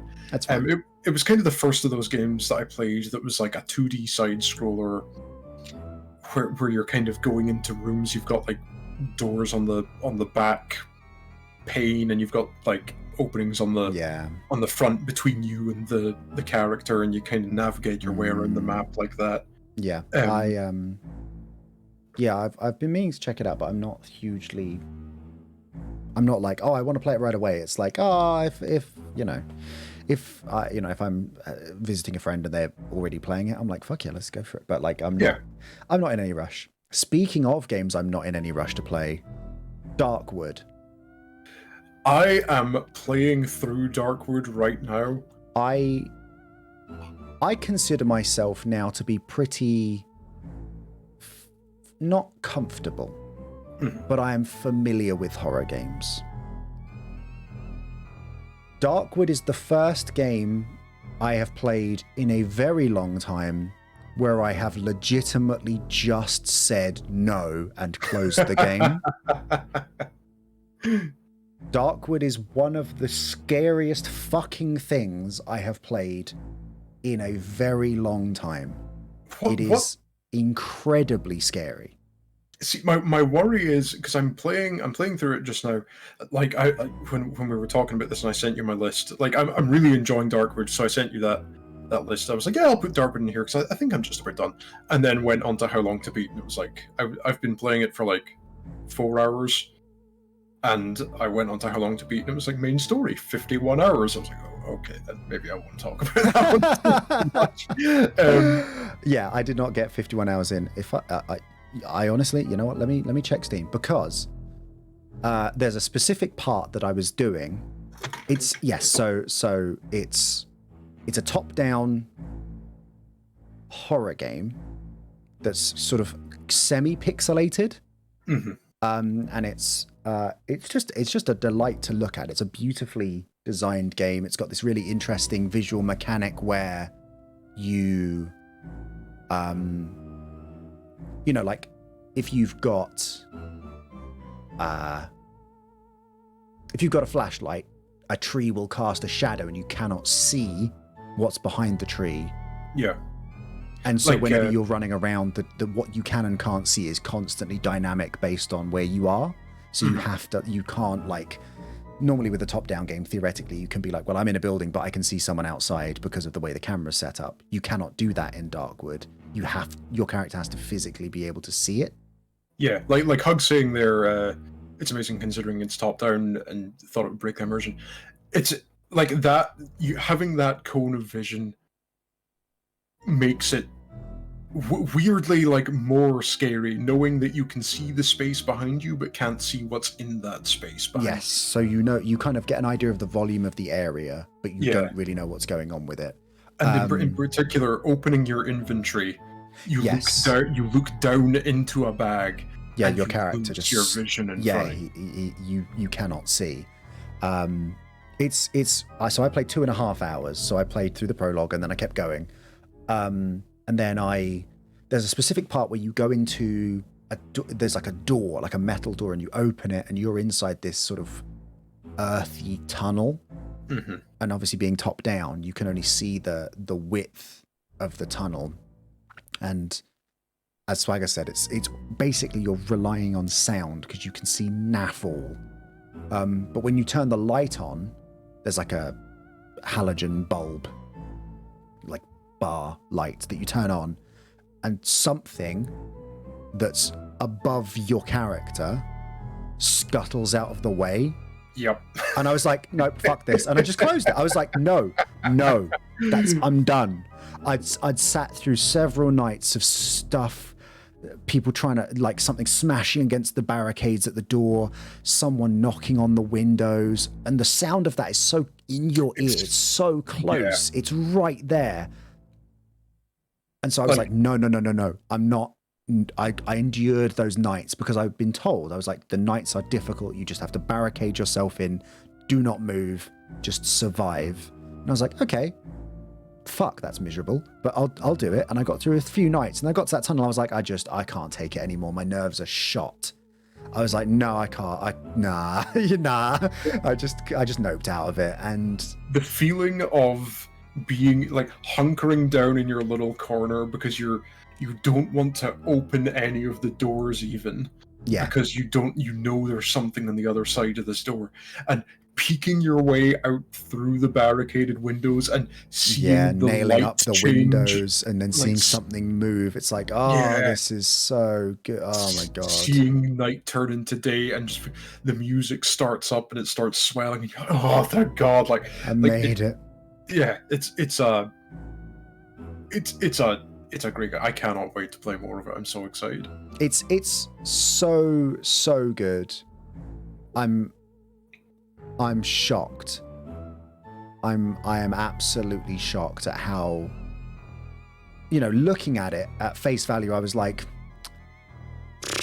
I don't know, this top down, I don't know. All right, I'll give it a try. And then I was like, oh my god, this is one of the most riveting and like compelling and harrowing games I've played in a long time. And there's no jump scares in it. It's just atmosphere. It's all atmosphere. Just so scary. I sound like I feel like I sound like a complete fucking bitch by saying that, but like it is so scary, and it just keeps layering it on you. You're like, okay, if you look in your bag, you can't see, and it's getting dark, and you've got to get home and nail all the windows shut again, and you've got to, and you're like, oh my god, this is the worst experience. Get me out of this game. So I mean, it's beautiful. It is a beautiful game, and it is an incredible vision, very well realized. But it's almost to the point where I'm like, this, I almost don't know. I'm like, do I recommend this? Because I'm like, this is fucked. It's quite frankly terrifying. I don't know. My issue is how long it is. Yes. I'm really enjoying it now, but I feel like horror has a time limit on it. Yeah, 51 hours on how long to beat. That's like a couple of hours a night for the month of October. Like you're going to be. So yeah, I don't know. I think it could probably benefit from being shorter, but I know that the ending is very satisfying. I've heard that a couple of times now. I know what the ending is. I won't ruin it, but I really like the ending, and just from the little bit of it I've played, I feel like it earns that ending. Okay, I've not had the ending spoiled for me. I won't say curious now, anything. but I won't look it up. It's very, very interesting. And so yeah, I'm if it's on sale, go for it. Darkwood is one of the scariest experiences I've played on PC. In a long time. I'm playing it on the Switch, like in bed. Oh, like, that's gonna be pretty fucked as well. Like, I think that's gonna be good. Yeah, you'll be fine. You won't be like, oh, this isn't scary because I'm playing it on the Switch. Like, it's still gonna be mortifyingly scary. You're gonna be fine. Yeah. I can smash that home button and fire up Animal Crossing anytime I get too scared. Anytime. Look, I've got all my villagers in Halloween costumes all year round. That's scary enough for me. So yes, Darkwood was one of my 5. Darkwood is definitely on my list as one of the spookiest things I've played ever. So highly recommend it. Mm-hmm. Christ, right? I could scratch that off the list. Okay. Yeah, we have a lot to talk about here. We've got a lot to cover. How do you feel? Another game or film? Fill me up. What's the next film you would recommend to? Are you in the mood for Tall Scary Man Tries to Get You, written by Clive Barker, or are you in the mood for... I am in the mood for Tall Scary Man. Oh, you know what? No, I think because we've got... Wait, how many... What's the ratio on your side now? It's we have two blondes, one Clive Barker? Yes, two mad blondes, one Clive Barker. Okay, mad blonde me. Shall we talk about The Descent? Let's talk about The Descent. Because this film is fucking scary. So, premise of The Descent, it's my favorite genre of film. Blonde woman goes mad after losing a loved one in a car accident. Her daughter, a woman who is like, this woman and her friends are kind of thrill seekers. The very start of the film is them whitewater rafting. On the drive home, you can kind of feel there's a little bit of tension between her and her husband, and she's talking with her daughter about the plans for an upcoming birthday. And then there is the inevitable car accident, and both husband and daughter are killed in this accident. Woman lives. Shauna, I think I wrote. No, Shauna McDonald plays the character Sarah. And then we fast forward a couple of years, I think, and now this group of thrill-seeking friends and a couple of other friends who are kind of guiding them are going caving in the Appalachian Mountains, and they descend into this hole, and it's very cleverly named. It's quite deep. And as they go into this cave, there is a cave-in. They are now locked in this cave, and they are trying to get out of the cave. Okay. And it's the whole film is so claustrophobic. Like, the big thing that I take away from this film is that, you know, that there's like a subgenre of film of person gets stuck somewhere. Yes. And cannot get out. You know, things like Misery, 27 meters down. 127 hours or whatever. 127 hours. There's always cutaways to somebody looking for them. Yes. You know what I mean? There's like a cutaway to like the ranger station or the local police or a concerned husband. This film never cuts out of the cave. You are in the cave. Locked in there. You are locked in there with them. You are in the cave the whole time. And so you know, spoilers. There are monsters in said cave. There are chuds hanging about. They do not appear until roughly like 50 minutes into the film. You get a long way into this film before you even see, or before a monster turns up. Before the characters even see a monster, I should say, because it does that really nice thing where, you know, we were talking about it earlier, you get a little blink and you'll miss it shot of like they kind of look around the room with the torch, and as they look around you see a silhouette, and when they look back the silhouette is gone. Fantastic stuff. Like, But it's one of these films that I think if there were no monsters in this film, it would still be shit scary. It would still be absolutely terrifying. It doesn't need the monsters in it. The monsters are a nice change of pace when they reach them, but the tension and the stress of just, it's a group of women, they're underground, they are stuck there, as things progress and they find out that one of the women that is with them has misled them as to where they are, so they are not in the charted cave system they thought they were in. They're actually in an uncharted cave system that she thought that they would take everybody down into the cave and explore it themselves, map it themselves, and name it after themselves. To kind of, she was thinking of her friend who is grieving, and as you find out, like, that this is largely her fault, and somebody gets injured in a pretty serious way, and then somebody else gets injured, and it all just stacks and stacks and stacks and stacks and stacks, and it has the film has two endings. Yes, I know about this. Yes. That's when you mentioned this, I was like, is this the one? And I looked it up and I was like, yes. It has the US ending, which is happy end, and it has the UK ending, which is one of the most awful, miserable, just downright despicable endings in film. It feels absolutely horrible to watch. But that's the version you should watch. Like, I can't recommend this film enough, and I was talking about this with Vicky the other day, thinking about, like, if this film was announced now, there would be uproar about how it's SJW bullshit because it's an all-female cast, and it's like, it's very all of the characters are from a different location. Like, there's an Irish woman, there's an English woman, there's, I think, a Dutch woman, a Swedish woman, and a woman from Hong Kong. Yeah. Like, it's an incredibly, it's a very diverse cast. They're all women. I feel like if this came out today, people would shit on it no end online. Yeah. But this is really, like, I think this is maybe one of the scariest films I've ever watched. Yeah, I think I've seen so many. I agree that The Descent is pretty harrowing.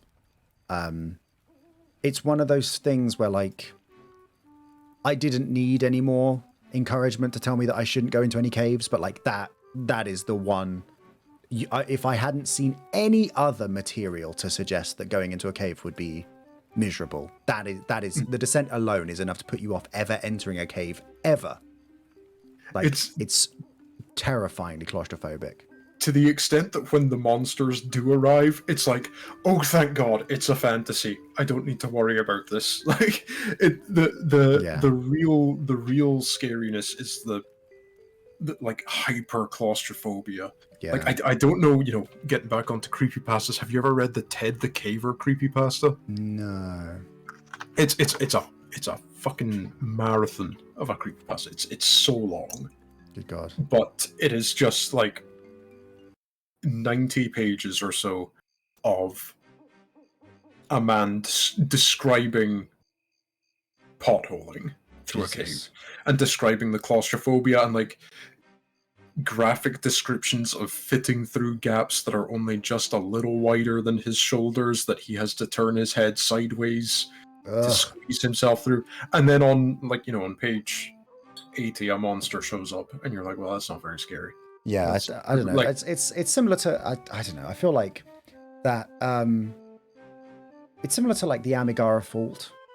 Yes. Shinji Ito kind of thing. Yes. There's another I don't know. I feel like we've talked about this a little bit, but I feel like horror has a limit of, like, how long it can be.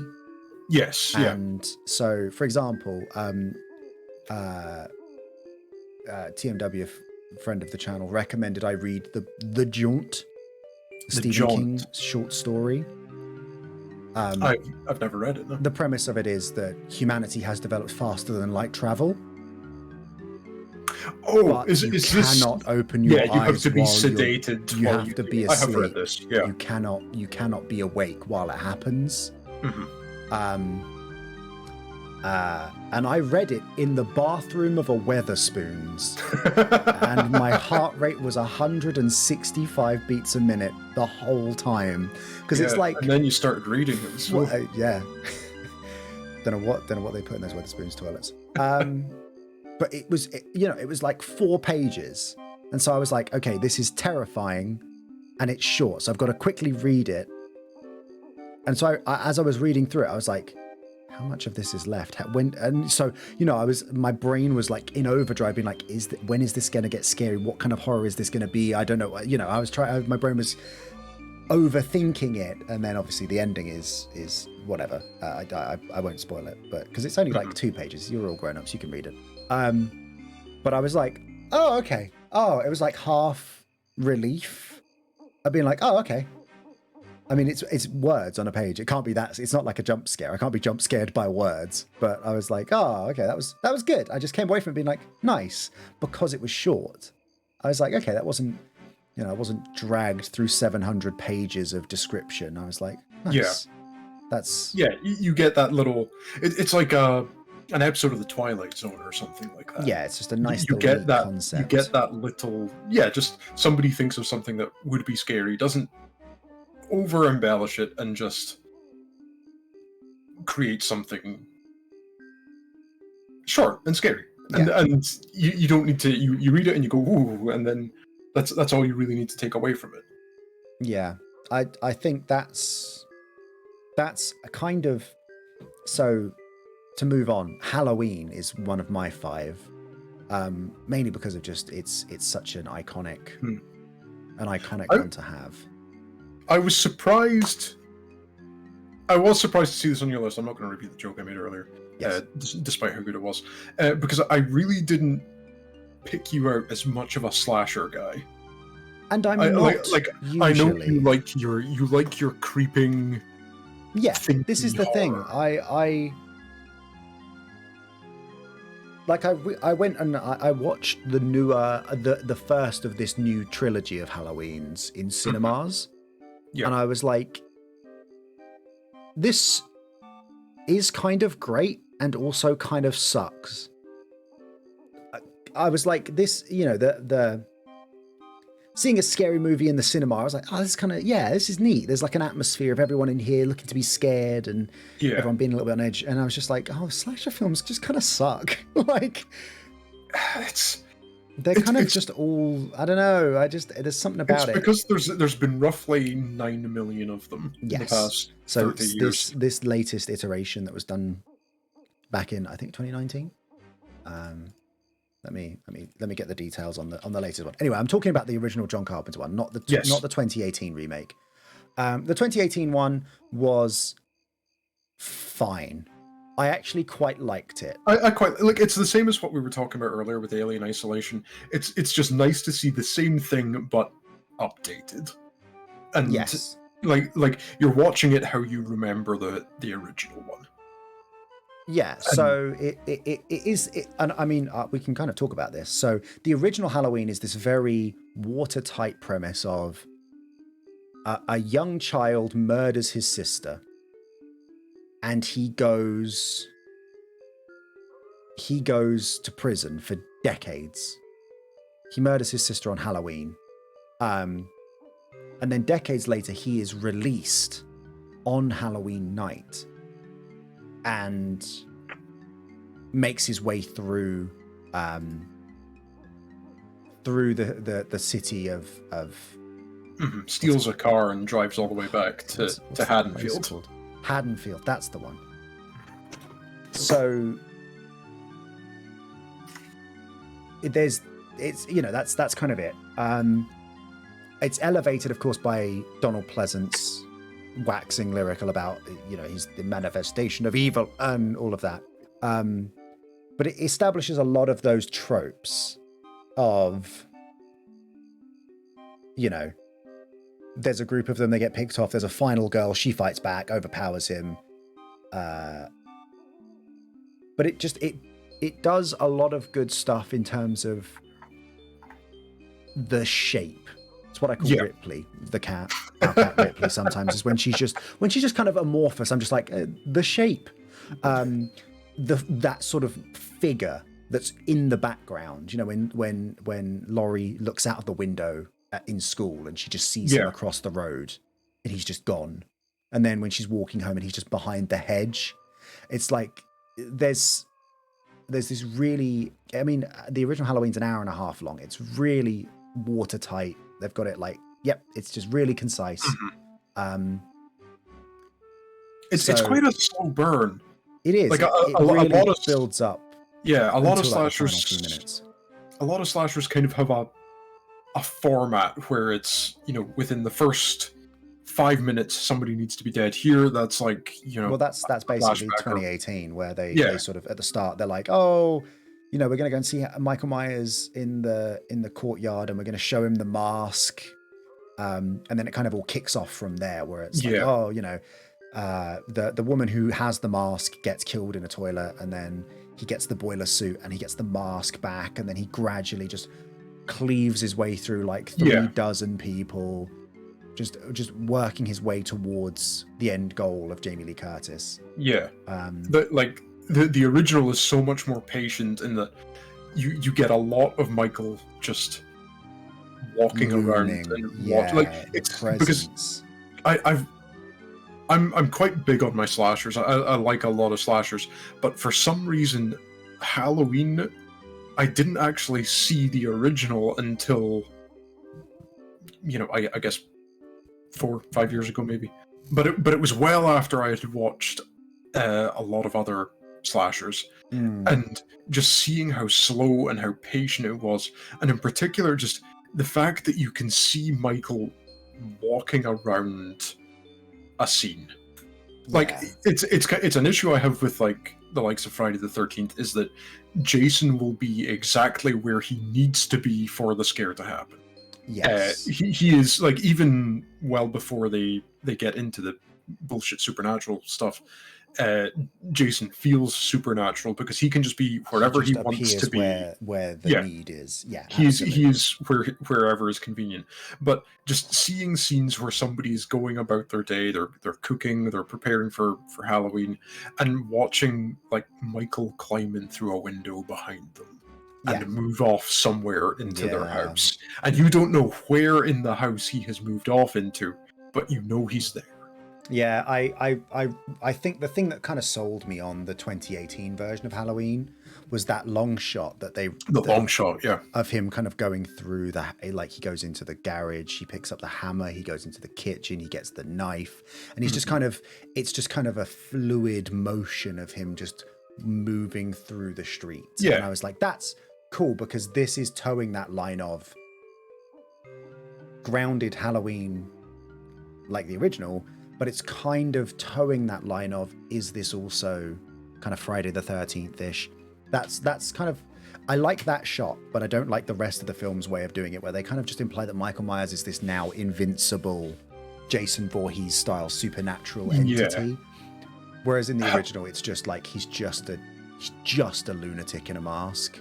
Have you seen the sequel to the new Halloween Kills? Halloween Kills. Seen that? No, that is a stinking heap of dog shit. Do not watch it. It is one of the worst sequels I have ever seen in my puff. It's awful. Like I say, I don't recommend it. I actually do recommend it because it is awful to such a bizarre degree compared to the one before it. Because the one before it I quite liked. I didn't hate it, but just the tone shift between these two films is absolutely wild. And it's, you know, it's not like Halloween is a stranger to bad sequels. Oh, no, absolutely. You know, it's got roughly 40 of them, but that one, even above, like, H2O, maybe even above the Rob Zombie ones, it was bad. I mean, Halloween Kills doesn't have Busta Rhymes in it, so I've immediately lost interest. It's not H2O, so yeah, there you go. There's my recommendation. No, the original Halloween is just a very nice slow burn. It sets up a lot of what becomes the gold standard. You know, this is 1978. So this is very old. But, you know, it's got some of those really incredible shots that, you know, if you do go and watch the 2018 version of this afterwards, you're like, oh my God, these are like mirror images of each other. Yeah. Like essentially that final showdown in the house, the final sequence of both films is kind of shot for shot, which is obviously the point of it. But the original is just so tense, and, you know, to Jamie Lee Curtis's credit, she does look pretty hopelessly outmatched. But she, as a final girl, that's kind of the point, is that it's always meant to look a bit hopeless. But it's just really well shot, and the house is really claustrophobic, and I'm just a big fan of it. I'm a big fan of it, and it's just a really concise, self-contained Halloween horror film. It's got everything you want. It's got the music, it's got the setting, it's got all the basics figured out, and I think that's kind of why I like it. Is it's a very fundamentals focused horror film. So I'm a little bit biased towards it. I mean the music. Oh, absolutely. Is one of the big pulls. It's so iconic. The 2018 version is so blatantly, shamelessly just like, remember that?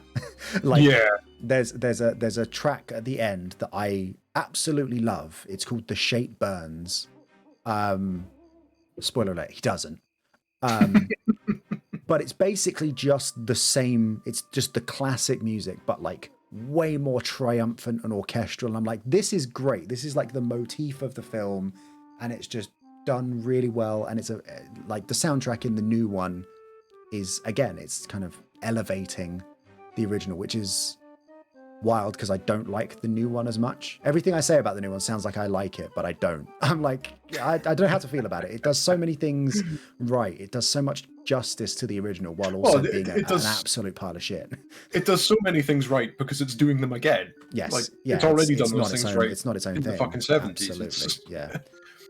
So that's one that I would certainly recommend. A little tangent. Have you seen the Red Letter Media review that they do for the first of the new Halloweens? I haven't seen. I don't know if I've seen. I can't remember if I've seen that one, but I've seen the one for Halloween Kills where they just keep playing the "Evil Dies Tonight" clip over and over again. Oh God, it's so awful. But the review for Halloween 2018 or whichever year it came out. Yes. The start of it is Jay listing off all of the it's like, Halloween is a sequel to Halloween. It's technically Halloween 2, but it ignores the events of Halloween 2 and Halloween 2. It's not a sequel to Halloween, but it is a sequel to Halloween. And it's one of the funniest bits that I've ever seen, because he just lists this ludicrous list. Yeah, it is a series that is so bogged down in itself, in its own mythos, that it's just wild. Like, what is happening here? Why are we doing this? It's wild. And then, like, it eventually gets into, like, Michael Myers is supernatural. He has never gone to space. I'll give him that. Yes, he has that above most other slashers. Jason's got him beat there. Jason, Pinhead, the Leprechaun. True. Yeah. So I'm sure Freddy's been to space at one point. Oh, gotta be. This is the thing. I've never watched a Nightmare on Elm Street film. That's the one series that I've never really touched on, because I'm just like, I don't know. They just always look so silly to me that I can't. I should watch them as like a, with a couple of drinks and just have a laugh. But yeah, it's a hard sell, because like I feel like when you're watching a slasher, there's part of you that's rooting for the slasher. There's quite a big part. That's what you're there to see. That's the one review I remember seeing of Halloween Kills, where he's like, every single character in this film deserves to die. Hashtag Team Myers. Yeah, it's wild. But when you watch a Nightmare on Elm Street film, and it's like, hey, the slasher, the guy that you're kind of here to root for, established right at the start, he's a pedophile. Go nuts. And it's like there's just a little bit there that I'm like, he's a little too creepy. Yeah, for me. And I know that everyone likes to talk about how charismatic Robert Englund is as I mean, I love Robert Englund. If I see Robert Englund in something, I will enjoy it. Yeah. We're going off tangent, and we've got so much still to cover. Nightmare on Evergreen Terrace, one of the best Treehouse of Horror bits. Are we doing? I'm not 100% sure I agree with that. You're not a fan of Nightmare on Evergreen Terrace? It has a soft spot in my heart solely for the bit where groundskeeper Willie is on fire.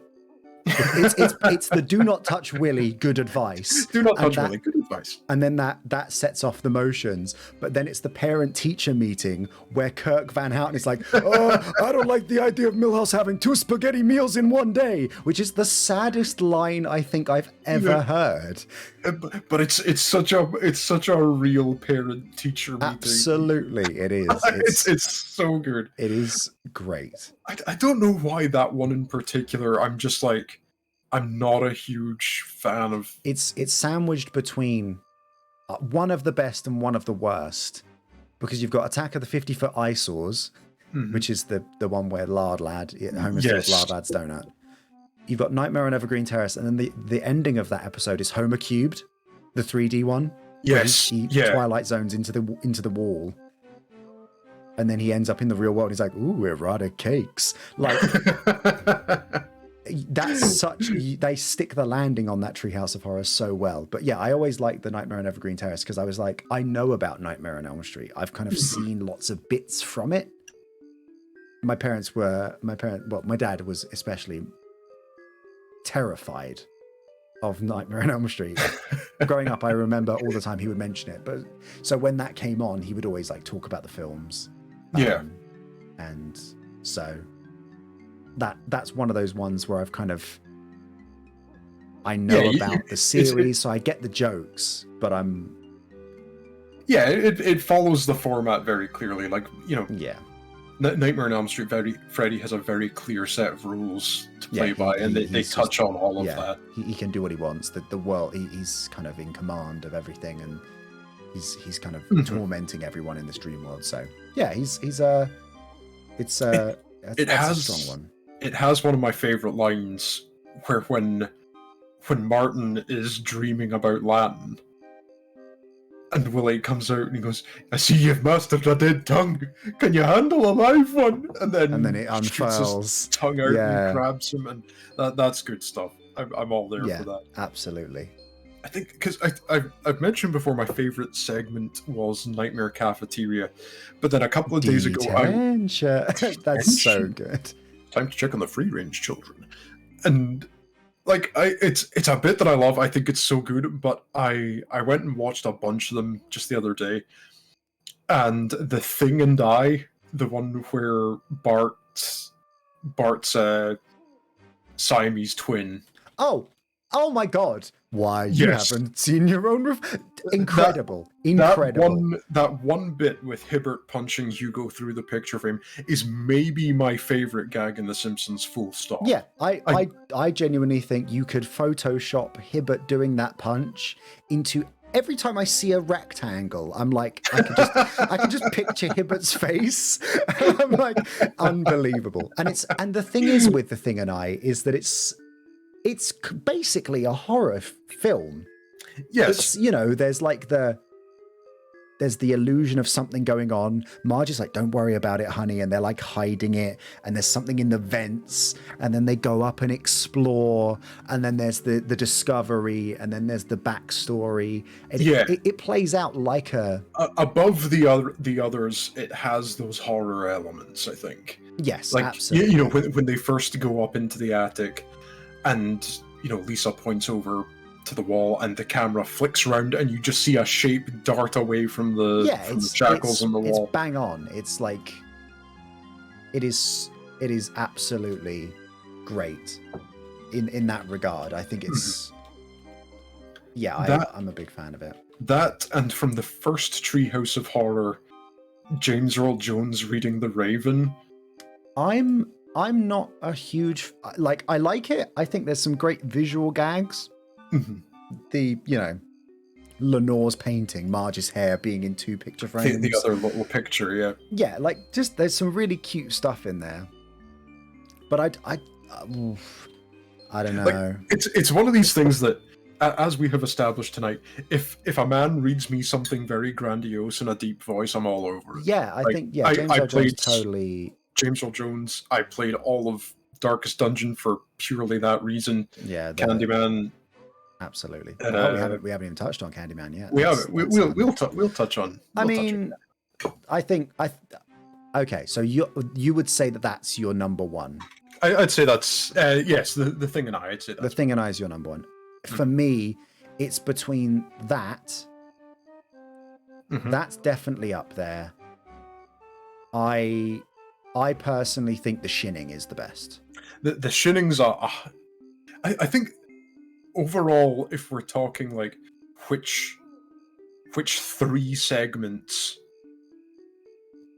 are the strongest together, I think the Shining. What is it? The Shining. The one where Homer is traveling through time with the toaster, and the other one in that segment is Nightmare Cafeteria. I think that's the strongest Treehouse of Horror overall. By a mile. By a country mile, absolutely. I feel like every time Khan mentions that it's raining, she's like, "Oh, it's raining again," and I like it's the donuts bit. I definitely think that's well up there, and then I think The Shining is it's sublime. The typewriter just saying "feeling fine," like it's brilliant.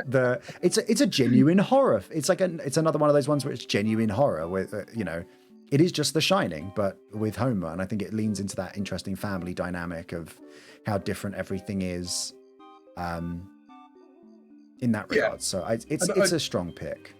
I think it takes enough of The Shining, but changes enough to keep it The Simpsons. Yeah, absolutely.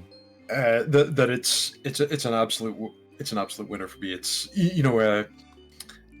Homer hacking down the door and doing the "Here's Johnny" bit, and there being nobody on the other side, and then him having to go through like 4 other doors. Yeah, different game show host. Catchphrases, like in particular the start of that episode where you have the start of The Shining, the DS area is playing, and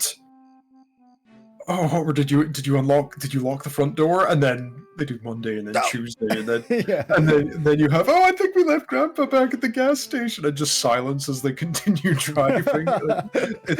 It's absolutely and it leans into the tropes where it's like Mr. Burns is like, "Oh, the blood usually gets off on the 4th floor." They're wearing its inspiration on its sleeve, but they're also kind of playing it very coyly. And I think that's great. So there's a bit in that one and a couple of other Treehouse of Horrors. There's a weird running gag that I think maybe I didn't see an ad in the States or something, but Smithers and Burns are constantly betting each other a Coke. I think whether something will happen or not. I think that's really funny because I don't know the context. Yeah, it's of that like at all. we're not in on it, so it's just them being like, "You owe me a Coke." Just every time it's like, okay. I tell you what, if they've murdered each other, I owe you a Coke.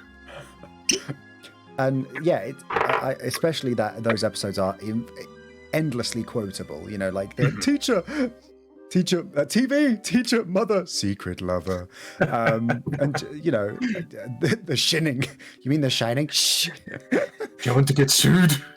It's like that's a really good.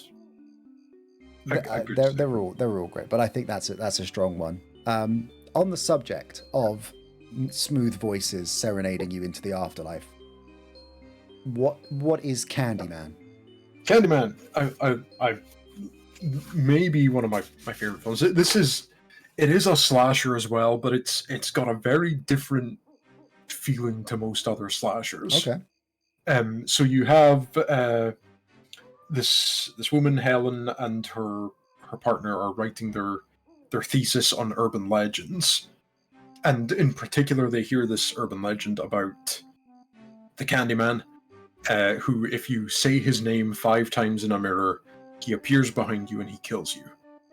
And so naturally, as you are wont to do when you are in a horror film, they do it, and nothing really happens initially. But they start hearing about how the the Candyman urban legend is based on real events, where a woman in a Chicago projects called Caprini Green was murdered because a man climbed through the wall behind her bathroom mirror, came into her house and butchered her. Candyman's the one with the bees. Candyman is the one with the bees, which makes it a good film. Any film with bees. Oh, just a absolutely. good film. That's the vote of confidence. So like they find out about there's been a handful of murders around this Caprini Green area. This woman Helen goes and starts taking photos and investigating, finds that there's this room behind somebody's apartment that somebody has been staying in, and then eventually she goes into a public bathroom where one of the murders took place, and somebody comes out claiming to be Candyman, and he mugs her, and gives her like the makeup on it is really good. She has this absolute massive black eye that looks absolutely awful. It looks like it looks awful, but it looks fantastic because it looks so real. Mm-hmm. But now that guy, her being mugged leads to the arrest of this gangster. He leads a gang in the projects. But now that he's done that, the real Candyman appears. Tony Todd, with his big fucking coat and his fucking silky voice, appears, and the whole thing is it's very similar to Nightmare on Elm Street, where Candyman needs to be spoken about. He needs to be known and he needs to be feared for him to keep going, for him to keep living. And so, after this initial confrontation with Candyman, Helen blacks out, wakes up in the apartment of a woman that she interviewed, and the woman's baby is missing and her dog has been butchered, and this has now been pinned on Helen. Yes. And so the whole thing goes through where murders are now being pinned. Candyman is now murdering people, and Helen is being framed for them essentially by this supernatural man. And this film, I think this film rings a particular bell with me, because one of my earliest memories is being like 5 years old and being told the Bloody Mary story. Mm-hmm, yeah. And I was scared of the dark until I was about 14 because of it. Like, it really did a number on me. But Candyman has a lot going for it. Because you've got, this stuff about, what if a man was murdering people? But you also have, this racial tension between people in the project who are very hard done by, and they kind of just want to live their lives as normal. They're being terrorized by this gang, and at the same time, they don't want cops around because the cops make things worse. Mm-hmm. And then we have, these two people writing their thesis turning up, and things just get worse from there. It's I think this is one of maybe my favorite slasher. I think it's up there because Tony Todd is Candyman. He's just insanely charismatic, and he's just he's so commanding and enormous. I mean, Tony Todd is an incredibly famous voice actor. I mean, he's an incredibly famous actor, but he's also a famous voice actor. He's the Fallen in Transformers: Revenge of the Fallen, if anyone watched that. He was Darkseid in the DC animated series. All the movies involving Darkseid. He's Darkseid, and he's also Venom in the new Spider-Man game that's coming out. He's the voice of Venom. Okay, I didn't know that. Tony Todd's one of these guys where a lot of stuff that he's in, I kind of give it a free pass because I just like him. Yes. So there's a trailer, I believe, because I know there was a trailer announcing Spider-Man 2 where they were like, Venom is the villain.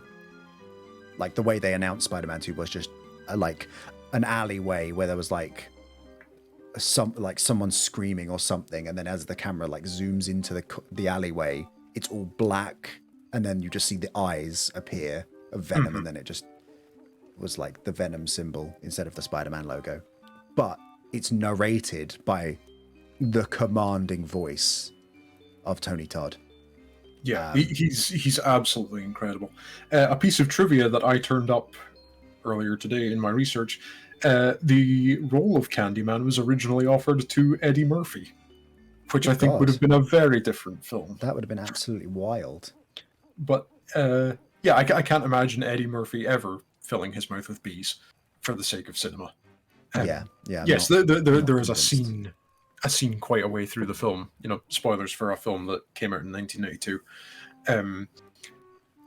Where part of Candyman's lore is that he was the son of a slave, but was a very accomplished artist who painted portraits for rich clients. He fell in love with the daughter of a rich client, and this client then hired a mob who cut off his hand and cut off his painting hand, covered him in honeycomb, and he was stung to death by bees. But this happened years ago because Candyman's kind of he's a ghost, he's a mythological figure. Yeah. This translates in the film into a scene where he's always wearing this enormous fur coat. Yeah. That covers up his entire body. And this kind of all, escalates into him opening the coat and revealing that underneath he is just like a rotting skeleton that is full of bees. And I mean, that's a great visual. It's an incredible visual. And then it cuts to his face, and Tony Todd is just standing there, and his mouth is full of bees. And that none of that was like CG or practical effects. Tony Todd actually had a giant mouthful of bees for this scene. That's absolutely insane. He managed to negotiate a bonus every time he got stung by a bee on the set of this film. He got $1,000. Damn. I mean, I know that there's like because I've been gradually falling into a bit of a rabbit hole about getting an apiary and keeping bees myself.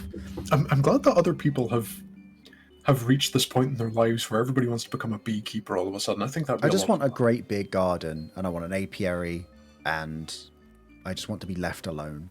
Yeah, I just want to fill my mouth with bees. But yeah, I know that the gimmick is that if you put a queen bee in your anywhere, it can be in your mouth. I said in your paws anywhere. No, don't do that. You jam a queen bee up your ass, they'll climb right up there with her. Yes, essentially, they'll go wherever the queen goes. So you can punt her in a shoebox, and those bees will come a running. So I can just imagine that was an absolutely terrifying experience of them just being like, okay, the queen bee is in your mouth. Yeah, you have all don't these bees move. in your mouth. Like they had to do insane stuff as well, because like the scene with all the bees in his mouth is a scene where he leans forward and he kisses what's her name?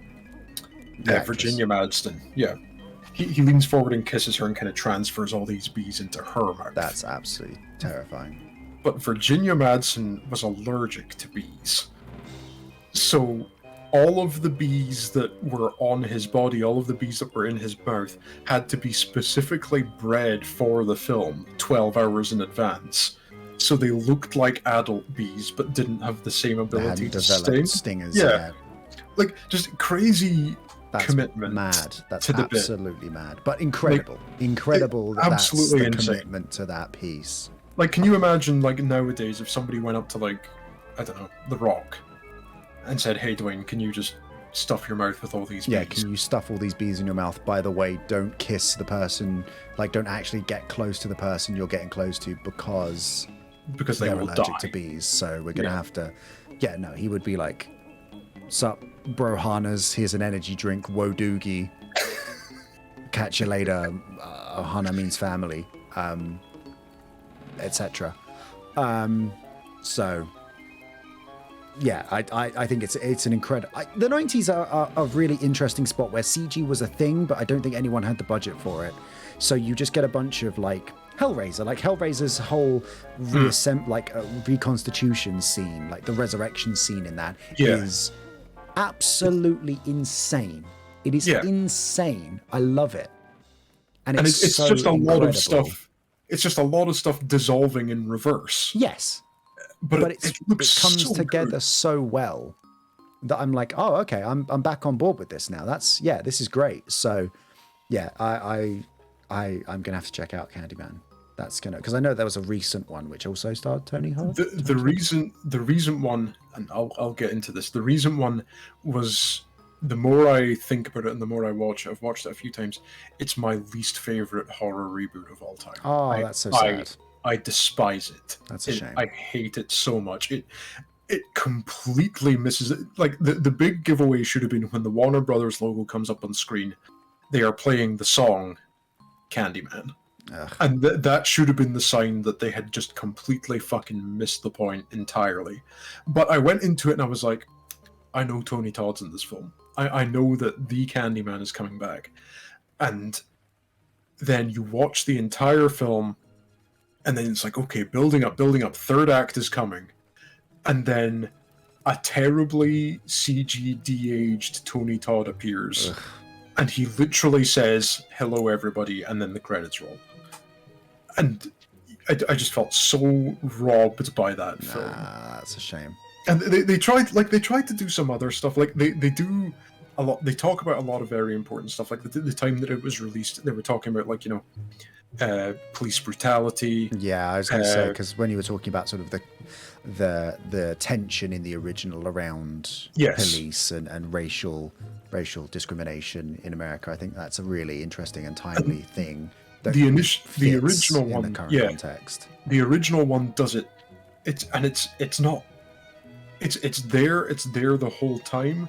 It's subtle and it's nuanced and it's thought about really hard. Mm-hmm. In the new one, it's very overt and in your face. It's an incredibly important subject to talk about, but they just ham-fist it in the worst way possible. I think it's very, very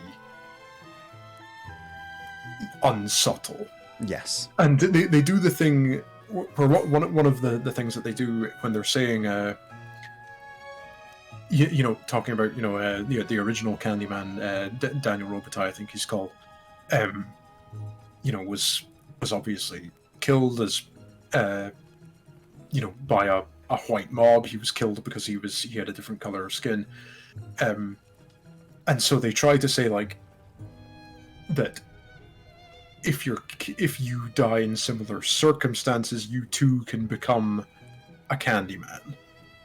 You too can become like this embodiment sort of vengeful revenant. Yeah, a vengeful spirit coming back who lives on, like, memory. But then all that happens is the new Candyman is just some dude. Which, they go through at the start where he is a guy who has been giving out candy to kids. And there's the whole scare about razor blades and candy and stuff like that.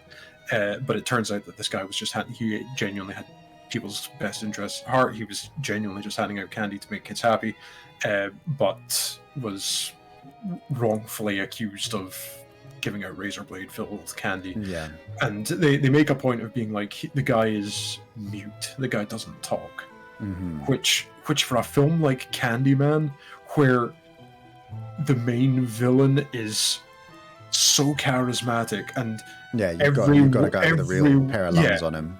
Every word that comes out of his mouth is so important and so rich. To then replace that with somebody who doesn't talk at all, it's a little tone deaf. It's a little tone deaf, I think. It left a sour taste in my mouth. Okay, so give that one a miss. But the original, give that one a miss. The original, recommend. And a tiny little aside, which I was meaning to mention to you, but I completely forgot in the business of all things. There's nothing I love more than a good subtitle. If a horror film has, like, a good subtitle, when you say subtitle, do you mean like I mean film name colon something subtitle, or do you mean like caption on a poster?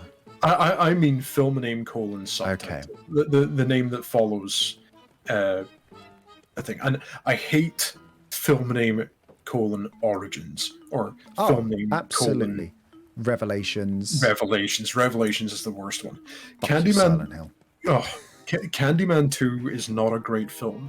Candyman 2 is called Candyman 2: A Farewell to the Flesh, and that's the most metal shit. It's so good. Oh, what's that? Oh, hang on. I need to. This is such a weird. So keep going. I'm gonna look at something else. I mean, I'm just gonna piss myself and gush about how much I love that subtitle. Yeah. Like, it was the kind of thing that I thought, like, when they announced a sequel to Doom 2016, I was like, it better fucking have a subtitle like this. It better be Doom: A Farewell to the Flesh or something like that. So I was a little disappointed in Doom: Eternal. I didn't think that was as good. But it's a tricky one. Yeah, it's hard to subtitle films. I think the Hellraiser series does it not too badly. You've got Hellraiser Hellbound, which is just a little bit different, but it also, illustrates what's happening in the story. And then you get things like there's so many Hellraiser films, man. But you get I think Hellraiser 10 is when they finally give up and go for Hellraiser Revelations.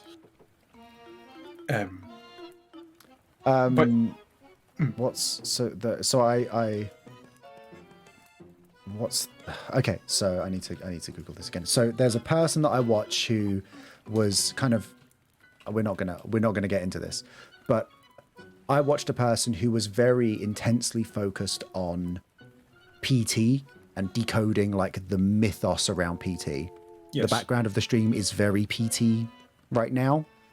PT is probably the scariest thing I've ever played. It's horrifying, yeah. It is the closest thing you're going to get to a modern ghost story. Like it's real creepypasta. It's a game that never should have existed.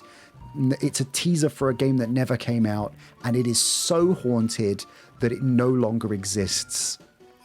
It's no longer available for acquisition. Mm-hmm. Consoles that have it on it are now worth thousands because it's this piece of lost media. I followed this person because they covered a lot of PT and Silent Hill stuff, but then they made a video about a game called Phantasmagoria, which is a point-and-click adventure game. But the sequel to it was Phantasmagoria, A Puzzle of Flesh. Oh, so good. And the box art is just a man like trying to open his own rib cage, and the inside of his body is all on fire. I love that shit. It's sort of about it's kind of getting it's a kind of weird horror, psychological horror game. But just as soon as you said that, A Farewell to Flesh, I was like, oh, it's like a puzzle of flesh from Phantasmagoria. The other one that sticks in my mind is Amnesia: A Machine for Pigs. That's I always thought also that one not was a great sequel, but great subtitle. One that I always loved, of course, was the fact that the original Resident Evil is called Biohazard. Biohazard. And then Resident Evil 7 is called Resident Evil 7 Biohazard. And in Japan, it's called Biohazard 7 that's what Resident Evil. Yes, yeah. They just called it the name of the other one because it is about a biohazard and it is a Resident Evil, which is so great. It's finally, that's why both you and I have it on our lists. Yeah, because it is the Resident Evil. It is. What an incredibly smooth transition. Well done. 10 out of 10. Thank you. Resident Evil 7, I think, is the game that made me fall in love with survival horror all over again. I think yes, yeah. I absolutely adore this game. I have played through it over 24 times. Over 24? Holy shit. Yeah, it is so good. It is sublime. On the hardest difficulty, on the easiest difficulty, speed running it, running through it with a circular saw, running through it with infinite ammo, running through it with Ethan gets shoes that make him run faster.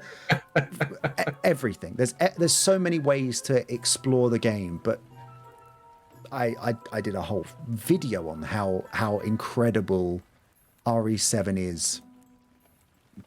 But oh my god, it kind of builds on what made the first one so great. It is a love letter to the first game in a way. It's this big, expansive building that you're stranded in, and you've got you got to find 700 colored keys to get through bloody doors, and it's all of the stuff that kind of made the first one so unique. Mm-hmm. But I think it is so much more. that first segment with, let's say from the very start of the game until until that first light puzzle. The one where Yes. the first. That is one of the strongest openings to a horror game. Insane. It's incredible. Insane open, and I think the interesting thing is that there's even excluding, so going through it, like we've got that dinner scene where you're sat at the dinner table, which we'll come back to later. That's harrowing. The knife in the mouth where you can like feel, you hear the knife on the bone. Oh. It's disgusting. It is putrid. It's miserable. Lucas gets his arm cut off and you're like, oh my God, what? Oh, okay. This is serious. I mean, it was serious already. You had your hand chainsawed off. But it's all kicking off. But then it just keeps getting, there's like a phase after you get up from the dinner table where you're like, okay, all right, this is kind of, we're done with the intro now. I've had the tutorial section where I've learned the mechanics. All right, here we go. And then you get to the garage or garage. The car hole. I call it a car hole. And the police officer turns up. And very quickly, the game plays its hand of, we're not afraid to, this is going to be quite gruesome. Because it's first person, there's so much more of a gut-wrenching, visceral sensation when you see all the stuff happen. And even then, there's that moment where, I mean, I'm going to spoil this because it's very early on in the game. A police officer turns up and he gets his head split in half by a shovel. And they languish on it for a good few seconds. They really make you see and understand what has just happened before it lets you continue. And then you never really get the chance to see it because at least I didn't, because I was just instinctively like, right, okay, this is now a confrontation. Yeah, it's the boss fight. Let's go. Jack then proceeds to chop the body up with the shovel. He like dissects it. He just attacks it with the shovel and starts mulching it. I knew that he kind of went back for a few more. He gives it a couple of extra whacks. And he starts attacking the joints he like goes at all the joints. And I was like, oh my God, this is insane. And then it kind of never comes back. And then obviously later on you find the officer and he's back together. But yeah, he spends he gets an extra few whacks in, which is great. He goes for the neck and then kind of just whacks the body a couple of times, and you're like, oh my God, this guy is all right. So, but I could talk about every single moment. I think the one moment that I always, I've played this through more times than I care to mention. Every single time, the bit in the corridor where Jack just appears. It's the same spot every time. Always gets me. Like, it's the same spot every time, but I always feel like... It's one time before you think it's going to be. The first time I played through it, that never happened. I never got... Because I think you need to get to a situation where you've looped around Jack, gotten behind him, and are now running up the corridor while he is still in... that he needs to be in the back kitchen. Rooms while you're But I it's never... quite a niche condition to find yourself in. That never happened to me the first time I played through. So then the second, when I went into New Game Plus and that happened, I shit myself twice as hard because you thought you were safe. I thought I knew and then that happened. And like I might even go as far, like, it's well documented, my love of Nemesis. I think Nemesis is great. Yes. I would, Nemesis, Lady Dimitrescu, Mr. X, I would maybe go as far as say Jack is my favorite of all of them. I think there's a distinction between Jack and the rest, is that Mr. X is obviously the framework of unstoppable force chasing you down. Nemesis is unstoppable force that is smarter than you, chasing you down. And then Lady D is just like unstoppable force, but what if massive Magumbos? What if just absolutely hecking chonkers? So kind of a step backwards. Jack is one of the most charismatic people, one of the most charismatic characters in the RE series, which is, you know, it's not exactly the most insane. You know, he's not, that's not the most illustrious company to be in, but like, but like he's, I think it's part of it was like the transition into the RE engine was that we got like very real looking people for the first time. Yes, the photogrammetry in RE7 is really sensational. Yeah. Like the games before that, people looked great, but a little bit fake. You know, still kind of like, you know, maybe not 4 or 5, but 6 in particular. There's like a little like Leon feels very anime. Yes, like, there's definitely an anime. It's stylized to a degree. Yes, he doesn't look like a real dude. Yes, but, so I definitely agree that's a nice thing for RE7 as well, is that it's very grounded. Everyone looks more real, except for Mia. Everyone looks more with it. Yeah, Mia looks like a bit of a nightmare. Yes, it's a bit harrowing. Ethan's like, it's my wife, I have to save her. I'm like, just let that thing go. Her and Emma from The Quarry can both live in the same hole. Jesus. They've got the same thing going on. Okay, I feel like it's a hot take. Zoe should be the one that gets the syringe. I don't get it. I don't get why. I was chatting to people about this before, and I was like, Zoe should be the one that gets that syringe. And everyone's like, no, but she told you to waste one on Jack. And I'm like, yeah, I know. Zoe made the vaccine and has been here the whole time? Yeah, like, I think when I've played it through, I've given it to Mia just because... The game needs you to give it to her anyway. It doesn't matter. She's the objective is... Yeah. Get here and find your wife. And but also, I didn't feel good about it. You know? Yeah, Zoe doesn't chop your arm off with a chainsaw and is also not lying to you about being special forces. And I feel like, I don't know, she's cute, short-haired Bayou girlfriend. Yeah, yeah. She like when come she's to your talking wife, to you leave with Zoe. That's a huge upgrade. I think that's a good trade-up. Yeah. Like when she's talking to you on the phone, like it was, I did like a very short playthrough of the first segment just to get like reacquainted with it for this. Her voice is so pleasant. Like, yeah, and I feel like in a Resident Evil game, when you get because there's a few characters who just have very good voice acting that kind of elevates them above others. Yeah. Jack is one of them. I think Lucas is hugely elevated by his voice actor. That sequence when you sit in Lucas's playroom and the TV comes on and he's like, Ethan, and he has his speech about being like, I don't want things to go back the way they were. He's like ripping his fingernails off. Yeah. It's like, that's fucked. This is a gruesome... You're just stuck in this chair and he's pulling his fingernails off, telling you that he's like, you're never getting out. I'm like, oh my God. But his performance is so good. Like, I really think they smashed it out of the park with everyone except for Mia and Ethan. Which, I mean, that's fine. Ethan is just a total snooze as a protagonist, I think. My one thing that always keeps me going for Ethan through 7 and 8 is the frankly hilarious disregard he has for the safety of his own hands.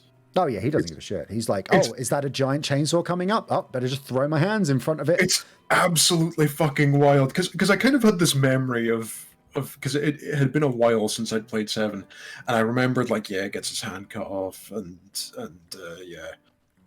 But then like in that first segment alone, he's like getting his hand cut off. He's been stabbed through the. He gets stabbed through the hand. He's grabbing knives with his hands. He gets a knife through his left hand, and then his instinct is, I know what I'll do. I'll stop the blade with my fingers. And it's like, no, I'll grab just this. stop Get away, you mad person. You get into 8, and he gets his other fucking hand cut off, and it doesn't slow him down. And I think the same, he gets two of his fingers on his left hand bitten off. Yeah, he gets 2 of his fingers on his left hand bitten off right at the start, and he's like, minor inconvenience. Yeah, then he gets his other hand chopped off by Lady D, and he's like, oh, I'll just pop this back on. It takes 10 seconds for him to recover that. In fact, he keeps the sleeve. The sleeve stays on. The sleeve stays on. He keeps It's like a little sleeve cuff. of his jacket. It's oh my god, I couldn't get over it. I love it. It's absolutely bonkers. RE7 is just incredible. I love it so much. There's a sequence where you go upstairs in Marguerite's house. That, we were talking about I had to jump scares yes. and bullshit jump scares. That as much as that jump scare was bullshit, I had to respect it. I love it. That one where she throws you down the stairs is great. The bit I'm not proud to admit, but the first time I ever played through RE7, I had to stream the gameplay to a friend who was on a call with me because I couldn't bring myself to go down the corridor to get the D series arm. Yeah. I was like, nope, I can't do it. I can't do it. It's like I feel like the transition to first person for the Resident Evil series was one of the best decisions it made in terms of like just being a horror game. Maybe like, I really like the over the shoulder RE4 camera that they've kept for the 2 and 3 remakes. Yes. But the first person, because every single time you open a door, having to walk into a door and oh my god. So yeah, just that bit, the bit right afterwards. So you've gone through this, you've languished through this absolutely harrowing children's playroom area. You go to the end, you crawl through this narrow crawl space to grab an arm off a desiccated corpse. You turn around and there's the feet that run away. The little that's fine. But then that door that you came in through, when you open that door, there's a monster right there. Literally, it's on the other side of the door waiting for you. And in third person, that wouldn't be scary. No. But in first person, because it's your entire screen, it's like... and with having to, like, because it's not like, you step into like a zone for the door, like in front of the door and press E to open the door. You have to physically walk into a door and push it open. Yes. Every single door feels like it's going to have something behind it. Yeah, it's a harrowing experience. It's terrifying. And I guess like little transition. House Beneviento in RE8. Oh, don't talk. There was a thing. The thing is, I want to like RE8 as much as RE7, but the truth is, it's just not as good. It is not as good, and it struggles so hard with having an identity, because we're going to just look back at RE7 just for a little bit. Mm-hmm. Each house has an identity and a color palette. So the main house is yellow. The Marguerite's house is green because it's sodden and it's rotten and it's full of bugs. Mm-hmm. Then the upstairs is covered in the black mold and it's dark.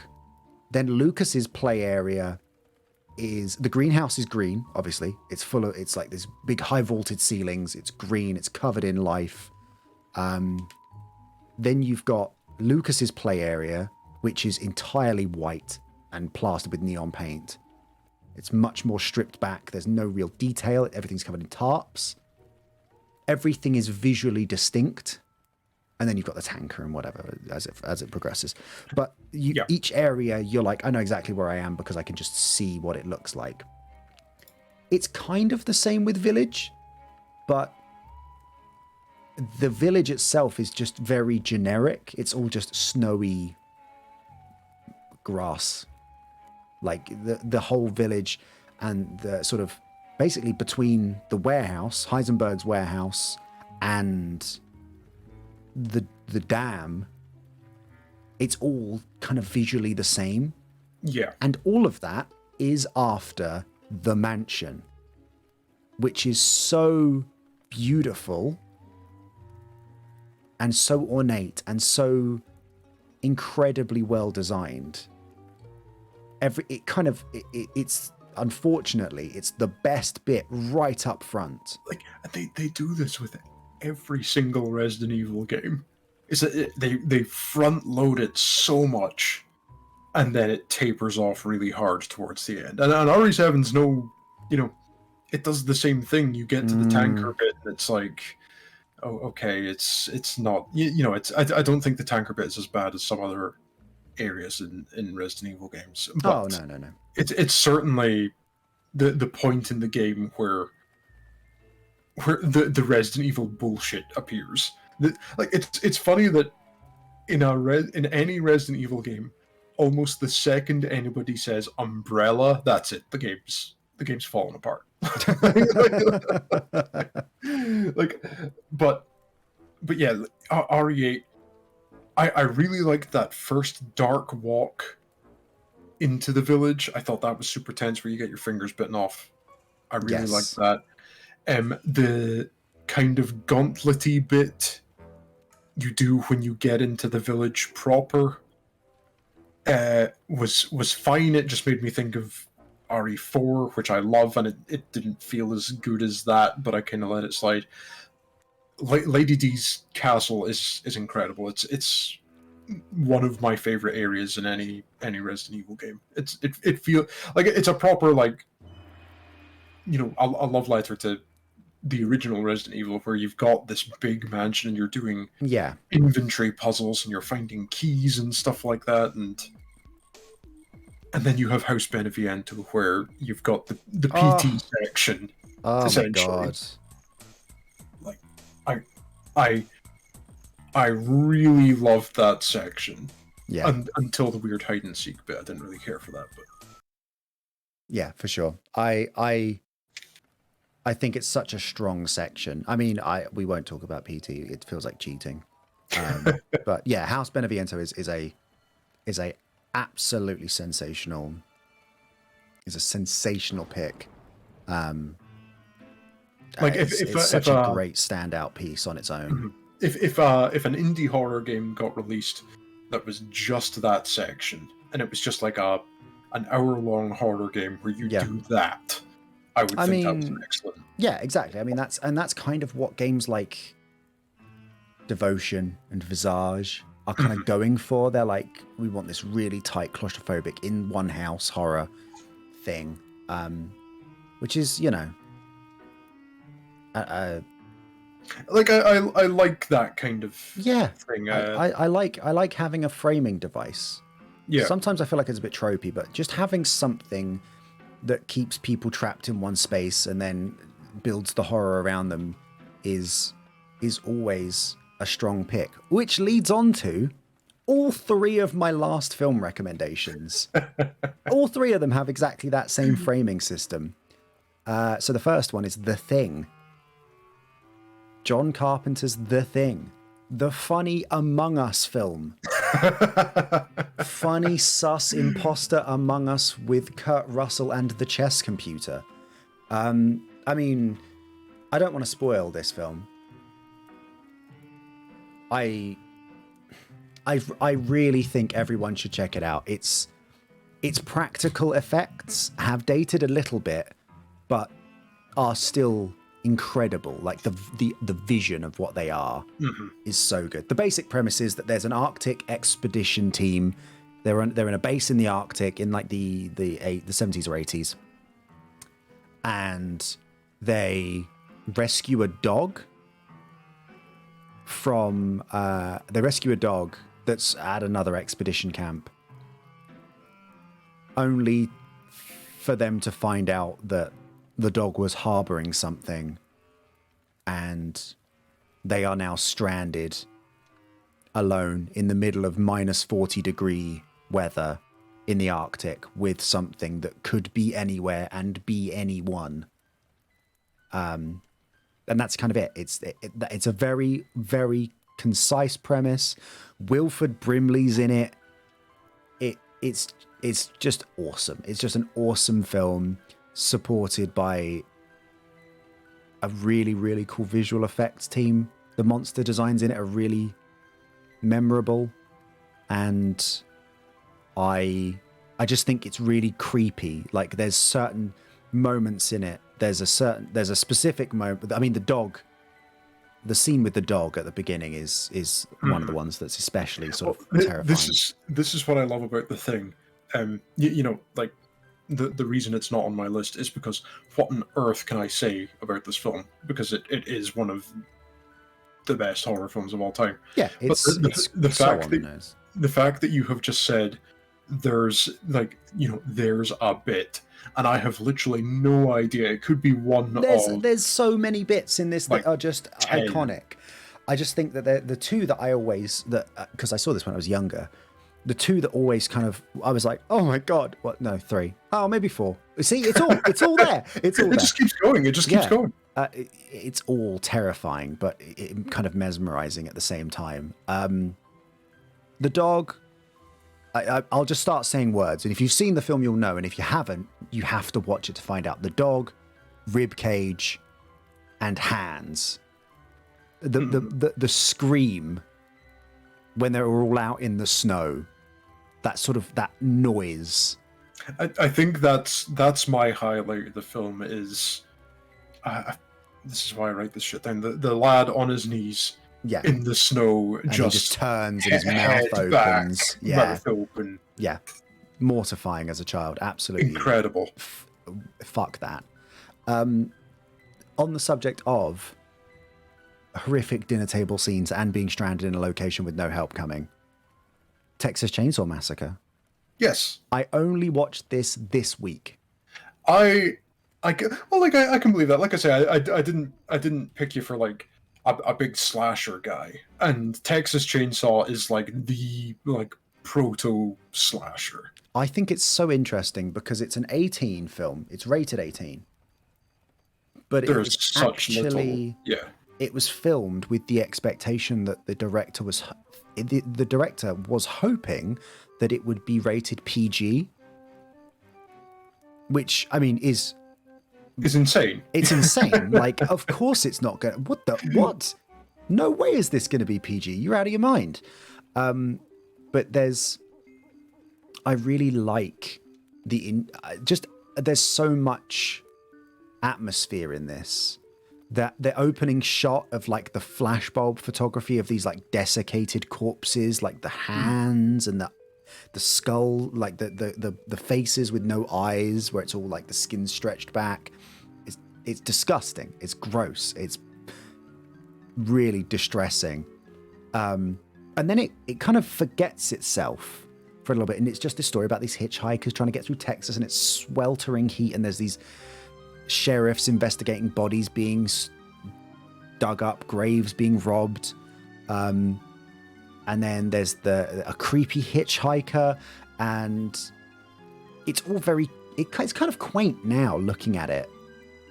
I think it's just that thing where the original Friday the 13th, Texas Chainsaw, Halloween, because we've been exposed to so much since then. They walked while everything else ran. Yeah, because these things started it. When we look back, they look a bit tepid. Yeah, but I still think there's absolutely sensational stuff in here. Mm-hmm. So, you've got the specific scene that I love is obviously the one where they first go into the building. The house, mm-hmm. and there's like the sounds of like pigs squealing or like animals shrieking, and then the metal door just slides open and Leatherface is just there, sledgehammer in hand, and it's just instant, just that momentary like, oh my God, and it suddenly explodes into the sort of the horror aspect of it. It's such a strong, like, I think maybe above other slashers, I think that Leatherface has such a strong design. Yes. Because there's a lot going on with him. Like, you see him at first, and he's wearing other people's faces on his face. He has this big butcher's apron on, but he's wearing a tie. Yeah, he's got a tie on. He's like dressed up. It's a weird little detail that always makes me just kind of like, huh. Like, it makes you think a little bit about what's going on here. I love that, and then I also love later on, which is where Resident Evil 7 gets it from. There is the dinner table scene. Dinner tea, yeah. Where Leatherface has put a suit on, and also mascara and lipstick. On the face, not his own face, the face that he's wearing. I need to look into this because it's been a sec since I've worn another person's face. It's been a while. I need to get back into it. It's been a busy week. It's been a while since I've seen Texas Chainsaw. I'm not sure. Like, the way that I always imagined that wasn't that he put mascara and makeup on the face that he was wearing. Oh, you think it's a face? He had like... He's got multiple faces. He's got going out face. Yeah, he had casual face and dinner with family face. Yeah, that's an equally valid... Well, I mean, either way, he's dressed up. Yeah, he's put the effort in. Yeah. And it creates this really cool, like... This idea that Leatherface is... He's not a monster. He's a compos mentis human being. He knows what he's doing. He's making decisions. And, those decisions are heavily influenced by his family and whatnot, but he is still there behind the mask. Like, when you watch Friday the 13th, it's sometimes very hard to see a person behind the hockey mask or behind the burlap sack. That's it, for sure. He's just a monster. But Leatherface just has a few little touches going on that make you think like, oh, they're like, this is a person. This is and I think that's kind of I haven't watched any of the later iterations, but I think that's lost in later iterations. There's they're like, oh, it's Leatherface, this man that wears the skin, and it's like, okay, yeah. But it's, I don't know, there's something really kind of charming about the Texas Chainsaw Massacre in that that final dinner table scene where they're all just sat around together. Leatherface has got the suit on and everything, and then when eventually the final girl escapes, as is, that becomes the trope of all of them. It's the goofiest chase sequence you'll ever see. The dance. I don't know if it's a dance or if he's like super angry and he's like flailing with the chainsaw. The chase sequence where the trucker gets waved down by the girl trying to escape, and then the trucker hops out of his truck to run away from Leatherface as Leatherface is trying to get into the cabin, and then Leatherface is chasing him. The trucker just turns around and he just punts a monkey wrench straight into Leatherface's head, and it's such a fast cut that you almost don't even see it happen. You just hear like a dunk, and then he's on the floor. He drops the chainsaw on his own leg, and it like cuts his leg open, and Leatherface is like desperately trying to like get the chainsaw off his own leg. It becomes like a comedy of errors, and that's kind of, I think that's the kind of stuff that's lost in later iterations, is that when the door opens right at the beginning and he like drops the axe, well, not the axe, he like caves the guy's skull in with the hammer right at the beginning. It's like, oh my god. But he is still just a clumsy idiot person. Like, it's not a monster. It's not a supernatural, hyper intelligent monster. No, it's just a fucking lunatic. Just a lunatic dude. So I think, and I mean, if you're on the fence about watching Texas Chainsaw Massacre, I believe it's less than 80 minutes long. It's very short. It's pretty short. So if it's the shortest Texas Chainsaw Massacre by far. It's one of the shortest horror films I've seen in a long time. So it's a very easy recommend. I think that it's kind of a problem with all slashers because they were very cheap to make, so they got a lot of sequels. Yes, is that they kind of mythologized their own characters. Jason becomes an immortal voodoo monster. Michael, I can't remember what Michael ends up, but he also ends up being immortal. Leatherface just ends up an indestructible walking tower of man flesh. Like even Pinhead towards the end just turns into a completely normal slasher. Yeah. It's just like, when you make 800 sequels to your film, yeah, there's only so many directions you can go in. Yeah, for sure. Which,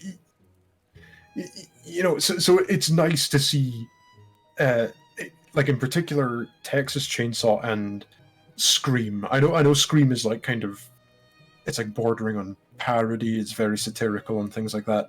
But things like watching Ghostface run into a room to attack somebody, and in particular, there's one scene where he's running at a woman with a knife primed in a garage, and she swings a fridge door open at him, and he just takes it in the face, and he's kind of lying on the ground like, oh my god, my face! Like I've just been hit in the face by a fucking fridge door, and it's really awesome to and it comes back to why I like Halloween. Like watching Michael Myers climb in through a window. He's not magic. He's a person.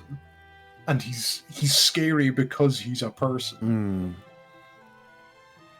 Yeah, I think that's definitely part of what I like about it, is that it's just a very weird film about like a creepy family, and that's kind of what RE7 recaptured, is that kind of horror aspect of just people can be just inconceivably cruel. Speaking of having to deal with horrific families, your last film is Hereditary. We haven't talked about Hereditary yet. Holy shit. Because I was surprised when I made my list. I was really surprised by how many of my films are post 2000 or post 1990 maybe. Mm-hmm, yeah. But Hereditary, I think this is maybe one of the... Have I said this about every single film that I've mentioned so far? It's maybe one of the scariest films that I have ever watched, because it's so weird. And Toni Collette... Yeah, Toni Collette is just a sensational actress. So really incredible. Like, goes so hard. Like, brief synopsis: Toni Collette's mother passes away, and she has her family. She has her husband and a teenage son and a young daughter who has a physical disability, a physical and mental disability, but I'm not 100% sure on what it is. I should have maybe looked it up. But through the whole process of grieving for the grandmother having passed away, Toni Collette wasn't close with her grandmother, but an incident occurs where the daughter is also killed in maybe one of the most brutal metal ways that I've seen on camera. Yeah. And from there, the film just kind of descends. Like, Toni Collette's she's advised by an elderly woman she meets through therapy on how to communicate with her daughter in the afterlife. And then her son starts experiencing weird supernatural stuff. Toni Collette just descends into madness. Yeah. It's the synopsis that I've got is, when her mentally ill mother passes away, Annie, Toni Collette, and her family all mourn her loss. The family turn to different means to handle their grief, including Annie and her daughter flirting with the supernatural. They each begin to have disturbing, otherworldly experiences linked to the sinister secrets and emotional trauma passed through generations. Which is where the namesake Hereditary would come from. Yeah. this is another one that's really hard to talk about without spoiling. Because like the way I want to talk about this film is I want to be like, you know, when this bit happens, that fucking rules. You know, when this bit happens, that's incredible. But it's really hard to talk about that kind of thing without spoiling it. But so like it's directed by Ari Aster, and I believe maybe the screenplay is written by him as well. I'm not sure, but is Ari Yes, Aster it even a is. him? I'm not. I've no idea. Ari Aster is indeed a him, and it did indeed write and direct both Hereditary and Midsommar. Midsummer we can talk about a little as well if we've got time, because I have different thoughts on that film. Oh, I'm not as big on Midsommar. Yeah, that's my takeaway. Was I much preferred Hereditary. Yeah. Because like it just like yeah, it's what Hug's saying. That they're an experience that's best experienced with this little novel. Yeah, I think Hereditary is one of those. It's a haunting modern. It's not a ghost story, but it's a horror film about grief and coping with grief and how things can go very wrong. Yeah. And yeah, I think that's kind of it in terms of all you need as a primer going in. I think I'm very happy to always recommend A24 films. The Vitch is great. Hereditary, Midsommar's.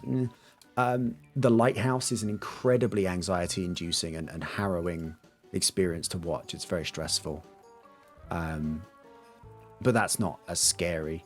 Yeah, like my Hereditary has a lot of nice. Like Hereditary's a really good one to watch twice. Yes. To see what you missed before. Like there's a scene very early on when they just get back from the grandmother's funeral, where they pull up into their driveway and then the camera cuts to inside the house, which, you know, small aside, that's the most fantastic house that I have ever seen in film. It's incredible looking.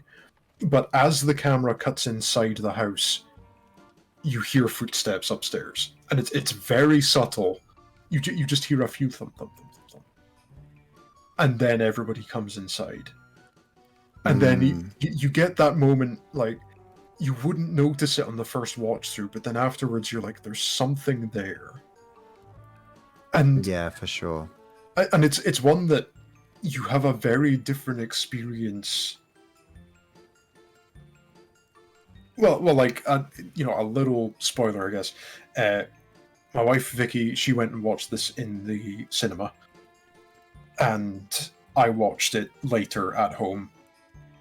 And because the lighting settings on our TV and, you know, in the cinema were very different, yes, I was seeing stuff that wasn't immediately obvious in the cinema. Yes. And like to the extent where, like, when Vicky sat down and watched it with me, she was going like, "Oh my god, I never noticed that in particular." Oh, this is such a hard film to talk about without spoiling it. But no, and I think that's your enthusiasm is I think testament enough. I think it's a very easy recommend on that premise, is that just you're very intensely positive about it, and I think all A24 films are easy recommends. Hereditary is the one that I have always heard the most overwhelmingly positive praise about out of all of them. It's the best of a good bunch. I can certainly recommend it, for sure. Midsommar definitely less so. But The Lighthouse is another good one that's like, you don't want to spoil it, but it just builds. It just made me anxious the whole time, and it just gets worse and worse and worse and worse and worse and worse, and it just builds and builds. And Robert Pattinson is incredible in it, and Willem Dafoe is Willem Dafoe. It's sensational. It's incredible that the Green Goblin and Batman are stuck in a lighthouse together, and it's one of the best films I've seen in years. You know, you're expecting, you and me could rule this lighthouse, Batman, but no, it's unreal. It's unreal how good it is. So that's another easy recommend. But it's not very Halloween-y. It's just, you can watch that any time of year and get anxiety. Another one that's, I'm going off on a bit of a tangent here. Another one that's like that, where you can watch it any time of year and get anxiety, is Parasite by Bong Joon-ho. Oh, okay, that wasn't a Oscar-winning Parasite. I saw that in cinema, and it's not a scary or it's kind of a thriller. Yeah, that's how I describe it. It's a thriller. It's not a horror film. But the whole premise is that this family of poor, underprivileged people swindle their way into this rich family's life through forgery and deceit. And they ingratiate themselves into the house. They become part of the furniture. They are everyday faculties of the house. The mom takes on a maid role, the father takes on the driver role. Yeah, he drives the dad to and from his work. There's a maid, and they get her fired, and then they kind of take over the not the main guy, but like the son of the family. That's kind of the introductory connection between the two households. He forges documents to become a tutor, just to make money. He's like, oh, but I've got the qualifications that he doesn't have. And he then kind of finagles his way into this tutoring role. And then the daughter is an art teacher, and it's all a complete sham. And so you get this whole sequence. It's like a heist movie of each of them building up a backstory, getting their way in, acing their interview or like their trial run with the family, and they all gradually get in, and then it's like watching someone build a house of cards, and then you just sit there and you're like, oh no. Yeah, it's one of these films where everything builds up, and then one thing happens, and the rest of the film is just anarchy. Yes. Yeah, it's incredible. That's another one that I can recommend.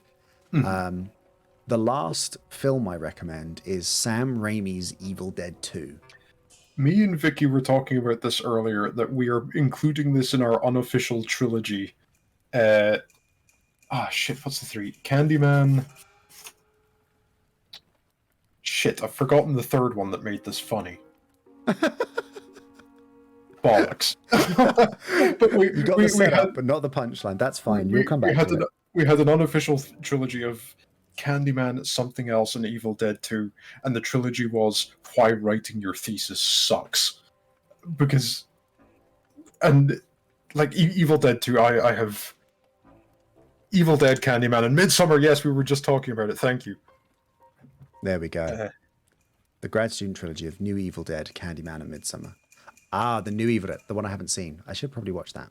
Yes. Oh, the new Evil Dead, I would recommend. Also, that's my wife. Say hello, everybody. Hello. The reason I picked Evil Dead 2 is because Evil Dead 1 is basically the same film.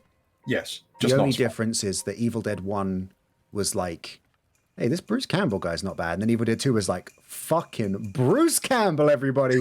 Woo! And then in he comes. Old Brucey is swinging for the fences in Evil Dead 2. It is peak Raimi. It is all the best camera angles. There's that shot with the mirror, the chainsaw hand, the shotgun, the shotgun where he saws it off and then he's like groovy, spins it, puts it on his back. Yep. The chainsaw hand where he says groovy. That then again comes back in Resident Evil 7 when Jack picks up the chainsaw scissors. He says groovy. And Ethan is like, that is not groovy. It's it. Like the whole first segment in RE7, that, cut a bit back to RE7, the whole first bit with Mia in the house where she's coming after you and cutting your hand off and stuff like that. That whole bit is just Evil Dead 2. And like I have so much love for Evil Dead 2. I love this film so much. It rocks. I sat down with friend of the channel, TMW. I bought the triple pack of 1, 2, and what's it called? Army of Darkness. I was gonna say Heart of Darkness, and I was like, "There's no way." It's close there. I bought all three of them and I watched them back to back. Mm-hmm. And I was like, wow, it is blatantly apparent that the first one was like, yeah, this isn't a bad little horror film about like, oh, zombies freaking out, you know. And then they were like, all right, number 2 is just let's go. We're just swinging for the fences. And then as soon as that kind of took off, we were like, right, again, but now do it fantasy. Yeah, Evil Dead 2 is just it leans into so many of the tropes. It's very like, haha, you're stuck in a cabin, whatever, but it's just so insane. And it has so much of Raimi's incredible direction that I fell in love with it. The moment I saw it, I was like, this is incredible. I can see why everything wants a chainsaw and a super shotgun. Yeah, everything has a reference to Evil Dead.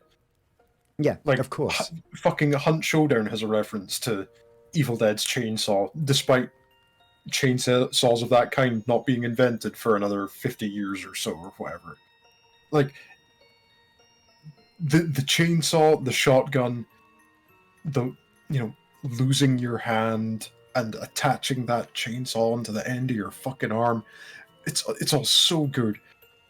Yeah, I think my favorite segment in the film is it's been a while since I've watched it, so there's a few stages that I can't remember where exactly in this film comes, but where Ash is just going mad in the house, and I love the spinning camera shot, like from the ceiling down, and he's like scream laughing into the camera. Yeah, the deer head on the wall is laughing. It's like at animatronic, and it's like swinging its head around. And he looks at himself in the mirror, and he reaches out and grabs himself, and to me that little segment is like, that's the perfect haunted house. Yes, I think that's kind of why I love it, is that it's so over the top and so goofy, but at the same time I was like, if I was in that, I would absolutely go insane. Like, what a terrifying experience. And to a lesser extent, Ash vs. Evil Dead has got some pretty good legs on it as well. I watched the first season of that and I thoroughly enjoyed it. It's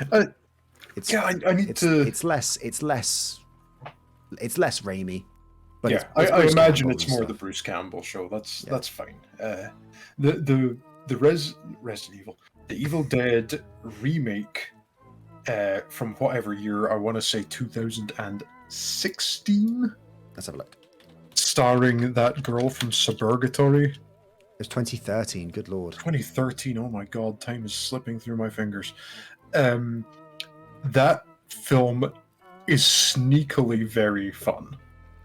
It's like, it starts off, you know, that it was that kind of period where every horror film was doing like unpleasant gore, where it was just trying to shock you more than anything else. I think I heard about that as well, where it's just the like spewing fountains of blood.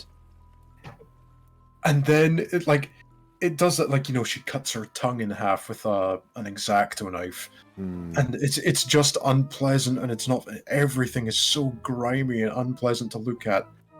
And then in the final third of the film, it goes back to that kind of Raimi style nonsense, where it is literally raining blood. She fucking spoilers, somebody gets killed with a chainsaw.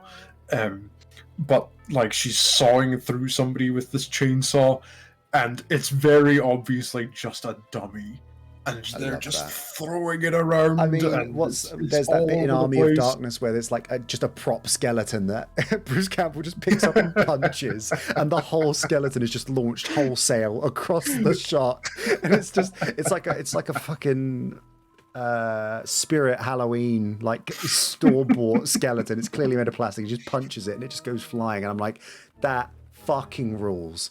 Like, just in the middle of a really intense fight scene, just one dummy just gets punched, and I'm like, yes, I noticed, but it's fine. I'm gonna let you get away with it. And I wonder stuff like that, if it's like, shit, we need like one little We shot. just need one like cutaway, just for like a split second. Fuck, but the special effects guys are away for the day. It's Yeah. fucking 4:30 on a Friday. Bruce, come back here. We've got this Halloween decoration. Yeah. We're gonna throw at you, punch it, and we'll all knock off. That's it. Yeah. Come on, Bruce. It's Friday. We want to. Come on. I got a bottle of wine in the fridge. Let's get a wiggle on, shall we? Another thing that I want to touch on, that's, you know, while we're in the Evil Dead sphere, is one. Army of Darkness's poster is very clearly. I'm looking at it right now. Yeah. Is that immediately when I look at it, I'm like, oh yeah, that's exactly where 1993's Doom got its poster idea from. Like, that's not. It's not even subtle, is it? It's like, it's exactly that. But also Evil Dead 2's poster, the iconic skull with the eyes. So good. I always look at that shot, and my brain always registers that as the shot from Resident Evil 1 where the zombie is eating, I think Parker, is that his name? The guy, the first guy. That intro sequence where the skeleton, the zombie is eating, and then he turns over. Yeah, that shot is always there in my head as like oh yeah, that's it. Yeah. I've never realized that it's called Evil Dead 2: Dead by Dawn. Huh? I don't think I knew that either. I'm looking at the Evil Dead poster right now, and it doesn't have a subtitle. I mean, it's another good subtitle. It's I just have so much love for that film. Yeah, I love watching it back to back with the first one. Where the first one's kind of a very, I don't want to say by the numbers or standard, but it's a cabin in the woods film. Mm-hmm. And then you get into Evil Dead, and it just goes off the fucking rails halfway through. Yeah, I think it just there's so much of Raimi just having that confidence to just be like, let's just I'm just going for it. Mm-hmm. And he just throws himself at all the artistic, you know, expression and going for it. It's incredible. It's an incredible watch. And I think even if you're not a big fan of horror, you will love it, because by the end of it, it isn't a horror film. Yeah, it's just brilliant. It's just so good. We could do a quick transition from Evil Dead 2. How do you feel about speaking about guilty pleasures? Sure. Yeah. I mean, if we've got a little time. The only thing I haven't talked about is the two games that we didn't cover on the last two are from my list. Is Dead Space, the first Dead Space. Oh. Play the first Dead Space. Please play the first Dead Space. I'm not even going to go into it. Just play it. It's just, oh my God. Play the first Dead Space. I didn't play it for so long. I only played it a few years ago, and I regret waiting that long. It rocks. It's not aged either, really, has it? I don't think it needs a remake. Yeah, I know there is a remake coming out, and Callisto Protocol is coming out. I would say play the first Dead Space ahead of Callisto Protocol, because, like, god damn. And the only other one is the probably the greatest game of all time ever made. Full stop. Silent Hill 2. Oh my God, we waited so long to talk about Silent Hill 2. Silent Hill 2 is the perfect game. It's got the greatest soundtrack of all time. It's got an incredible David Lynchian voice cast where they all deliver really weird lines. And I get that that's a common criticism, is that, like, people say their lines weird. No, they don't. They say them on purpose. They're weird on purpose. Listen to the way Maria talks compared to everyone else. Maria's line delivery is beautiful. Everyone else just talks weird on purpose. That's my thing with this game, is a lot of people, you hear people talk about, like, oh, the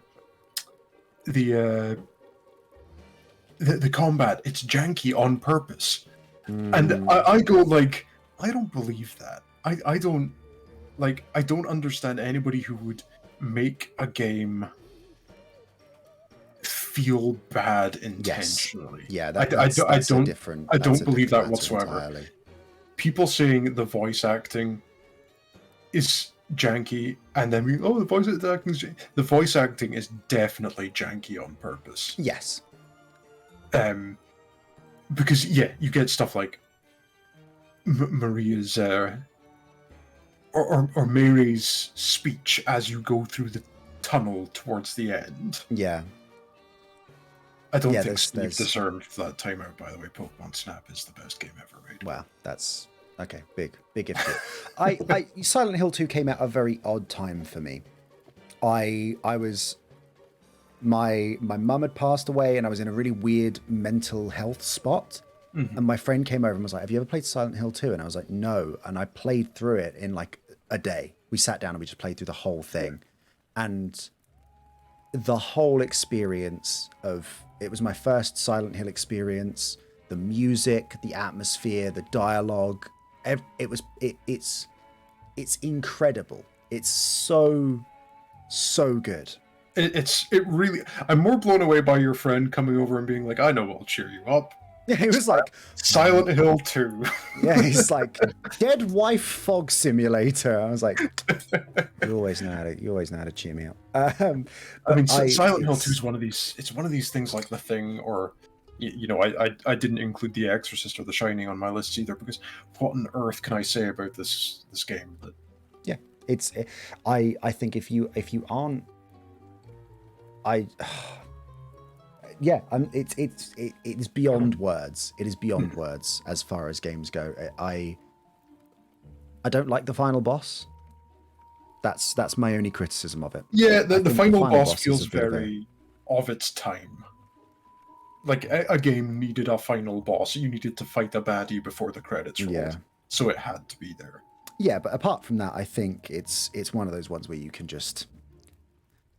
I think the ending would have been so much stronger without it, but I don't mind that they kind of were like, okay, well, people expect a final boss, that's fine. So, yeah. I get it. It's totally fine. I think my big criticism was playing through this incredible, terrifying, really heartfelt game, getting to the credits, and suddenly the fucking corn is blasting in your ears, the mid-noughties. Oh, the butt rock. Ass rock. Fucking gene chain head ass. This is the thing, like everyone says that like Akira Yamaoka's an incredible composer. And he is. He's done the music for Cyberpunk Edge Runners. I know. And I love the Silent Hill soundtrack. Silent Hill 1, Silent Hill 2, Silent Hill 3 have some of the best soundtracks ever. Except for can someone just get Akira the fuck away from a guitar? Because he just puts that shit in everything, and it's so tone deaf. It's like, there's like a sequence where, there's the bit where like Maria's sat in the cell and she's like, "You left me behind. I'm real. I'm not like Mary. You need to. I'm right here. Don't pull away from me. You trust me. I'm real." And it's like, ding, ding, ding. It's like fucking the start of Wonderwall. I'm like, oh my god, Akira, stop it! This could have been so good if you just played like any like sad piano music or just like some light synth stuff. And he's like, nah, we're going straight in. Let's just put Oasis in here. It's just putrid. So. It's an incredible game, and it's one of those ones. I know everyone says like, "Oh, I wish I could experience Bloodborne for the first time again," or whatever. But I think that's the one that I wish I could experience for the first time again. One of my big regrets in life is that the only way I have played Silent Hill 2 is through the HD re-release. That's so sad. That's so sad. I'm very sorry to hear that. But because I played through that itself, I didn't really have anything to relate it to. I hadn't seen anything of. Or very little of the original. It was still absolutely terrifying, and I wasn't pulled out of it too much. And in fact, there was a couple of weird little texture bugs that weirdly elevated some of the horror at times. Like there was a part where the camera ended up close to Maria's face, and the texture on her eyeball had been replaced with the texture of her teeth, and you just saw it very briefly for a second, but it just made her eye look like this yellowy, reddy mess, and then it was gone. That's incredible. And it weirdly made the game. It gave me a little bit of a fright that moment in particular. Absolutely. Yeah, like Silent Hill 2. I really like Silent Hill 2 for its like. For the different versions of Silent Hill that you see. You see Yeah. James's version, you see Eddie's version, you see woman whose name I have literally just forgotten. Angela. Angela's version, thank you. I genuinely love that scene where Angela's like, for me, it's always like this. Like that For me, is it's such a always that like is that is the coldest line. It's like, Oh. damn, It's- oh shit. For me, it's the difference between Angela's and Eddie's, because you hear about what Angela has done to end up here, Yes. and what Eddie has done to end up there. And, you know, arguably, Angela has killed a person. Yes. Eddie has not. But Eddie is the Eddie's worst person. Yeah, Eddie's intentions were way worse than Angela's were. And so Eddie's being like this cold meat locker, awful, just frigid, but then Angela's being like on fire, crime of passion, heat, that kind of thing. But then also seeing James's Silent Hill, which is just so sterile. Like going through the hospital and there just being sheets up on all the walls. Yeah. And it just shows you like through world design what was going through James's head in a really, really clear, really interesting way. I fucking love this game. Yeah. It is incredible. And I cannot imagine an instance in which people play it and don't like it. I think the only problem people would have is with the combat being a little bit jank and just the accessibility of it. Yeah, very difficult to There's get. there's an HD fan-made remaster for the PC version. Not the HD, not the actual like Silent Hill HD collection. There is a Silent Hill 2 PC game, and there is a fan-made patch for that makes it widescreen and fixes a bunch of bugs. I have never played that version, but I intend to the next time I play it. Yes, yeah. It is... Fuck, Silent Hill 2 is so good. Get on it, everyone. Get on It it. blows my mind that for the HD remaster, they had that alternate voice cast. Yeah. Why on earth would I ever want this? Why would I... Who was it? Troy Baker?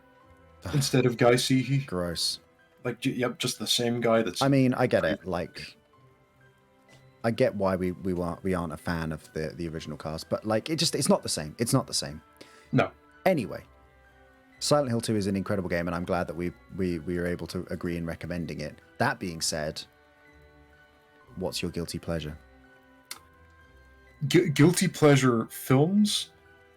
I've got a couple. Okay. So, keeping with Raimi, Drag Me to Hell is genuinely a lot of fun. I've heard a lot of good things about Drag Me to Hell. It's just the same bonkers bullshit that Raimi is so good for. A woman who works at a bank rejects a loan for a very stereotypical old gypsy woman. The gypsy woman curses the bank worker, and now this bank worker is in the process of being dragged to hell. It is a lot of fun. It's absolute schlock, but it's incredible fun, and I recommend it to everyone. I haven't seen this, but I didn't know this was a Raimi joint, so I'm now immediately on board. It's a Raimi joint, and it really feels like it. Like, kind of a modern Raimi film. 2009? Yes. Yes. Best goat in a horror movie, I absolutely agree as well. It's got a lot going for it. And all of the horror is super gross out horror. There's a lot of like gross shit going in the main character's mouth. I talked about it in one of my like first streams, I think, was how this film is about eating disorders, but it doesn't outright say that, because it's known that the protagonist used to be overweight as a child. Now they're in good shape, and all of the horror seems to revolve around things going down her throat or people throwing up. So that's interesting to watch. Another guilty pleasure, I don't know if you've ever watched a Wishmaster. You know what? I haven't, but while I was looking up dates for stuff earlier, the thing that came up on the side was I was recommended. It was like there's like 700,000 Texas Chainsaw things, which all look utterly abysmal. But one of the things that came up was the Wishmaster series, which I believe is about if I saw the thing, let me look it up again, about a djinn, like a genie. A djinn is released from within a statue. There's a jewel or something like that. Like the intro has like him being sealed inside the statue, and then once the plot progresses, the statue breaks and releases him. This film is a weird who's who of horror. It's got Ted Raimi in it. It's got Robert Englund in it. Tony Todd's in it. Kane Hodder, who played Jason. Kane Hodder is in it. Kane Hodder has a really fun death in it. He gets turned into a door, and incredible. It's one of those films that I recommend to everybody. It's a lot of fun practical effects as well. A lot of very jank early CG. Wow. Very fun. And Ted Raimi was Joxer in Xena. Like it all comes back to Ted Raimi. Yeah. Brother of Sam Raimi. Because he is also in Candyman. Yes, he's Joxer the Mighty. He was in Candyman. He's been in all of the Raimi films, basically. And he was also in the game The Quarry. He was in The Quarry. As the cop, or a cop. Yes. Is there a Dead by Daylight style movie where a bunch of iconic horror villains, which leads me to my next guilty pleasure. Is it Freddy versus Jason? It is Freddy versus Jason. You son of a... That film is great. I love that film. It's just, what if Freddy from Friday the 13th fought Jason Voorhees? Great. Freddy from Nightmare on Elm Street. Yes. Great film. Absolutely excellent. Thoroughly recommend. And last guilty pleasure, any of the Final Destination movies. Yeah, I was, as a kid, I was very traumatized by them, especially the log coming off the back of the truck. Yes, I still struggle to drive behind trucks, but with that kind of load. Yeah, Final Destinations. My mum was always very squeamish about horror. She didn't like horror very much, but she used to laugh at Final Destination films. For some reason, she would just find them really funny. She would just be like, something about how contrived and slapstick they were was just because it's like a Tom and Jerry cartoon. It's not like a horror. It's like a Tom and Jerry cartoon, but everyone's filled with jam. Yeah, you get that moment where you see something starting to go off, and you can hear it in the back of your head, dun, dun, dun, dun, dun, dun, dun, dun, dun, dun, dun, as a marble rolls down a hill towards a fan. Someone's like, "Oh, what are we gonna do with all these spikes we got at the top of the elevator shaft, boss?" And he's like, "Leave them. I'm going on lunch." And then they're like jiggling, and then there's like a breeze, and it's like, dun, dun, dun, dun, dun, dun, and like, and then 10 seconds later, some poor woman in like a crop top and Dixie shorts gets in the elevator and looks up, and it goes straight through her eye and out of her butt or something. Like it's sort of turns her into some sort of hilarious human shawarma or something. Like, there's one with a ladder that does exactly that, which is quite exactly funny. There's one in particular that always makes me laugh, in that it's in a gym. The woman's a gymnast, and she's like doing a thing on a pommel horse or the beam or whatever. I don't know, gymnastics.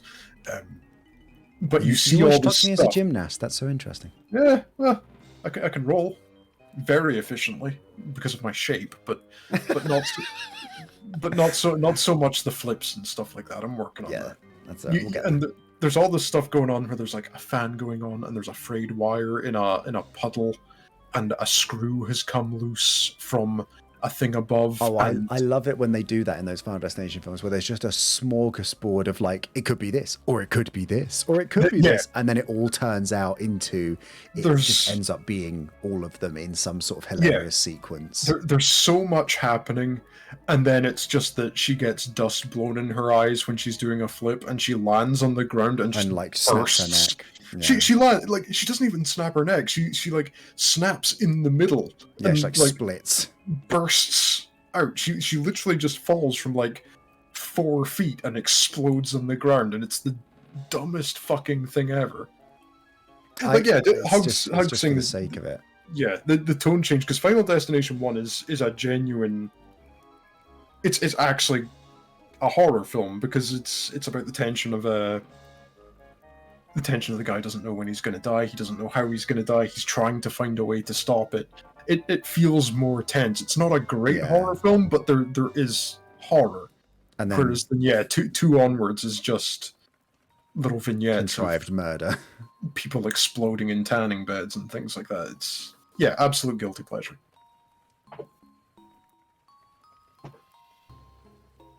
Fantastic. Do you have any guilty pleasure games? Probably just Luigi's Mansion. That's fair. I'm not sure. Like I don't know. I don't feel like there's such a thing as a guilty pleasure game. It's either good or it's bad, right? No, I don't think so. And especially for horror, like if I'm playing a game, like I want to be scared, or I want to be immersed, or I want to enjoy gameplay. I don't like if any of those things is bad, then it can really put me off. Yeah. I think in terms of guilty pleasures, I think RE3 is a guilty pleasure horror game because it's not really scary. Like it's just not. Yeah, that's fair. The Resident Evil 3 remake is just not scary. It's a flat out action game, and I know that's kind of what the original was. Also, we missed it out. It was yesterday, September 28th, daylight. That's the start of Resident Evil 3. There you go. Oh shit. There's a little callback. Resi 3 is like a guilty pleasure of mine. I think it's not scary, but I play it and I'm like, yeah, this is fun. I think you probably feel the same way about 3 that I feel about 4. Then it's not scary in the slightest, but it's fun. I find 3 to be so. I find 4 to be so tonally weird that I just can't take it seriously. Which is why obviously as someone who never played it as a kid, whenever people talk very highly about 4, I'm like, ooh, is it though? Like, I don't know. Because I didn't grow up with it. I don't have the same nostalgia for it. So it kind of just doesn't appeal to me in the same way.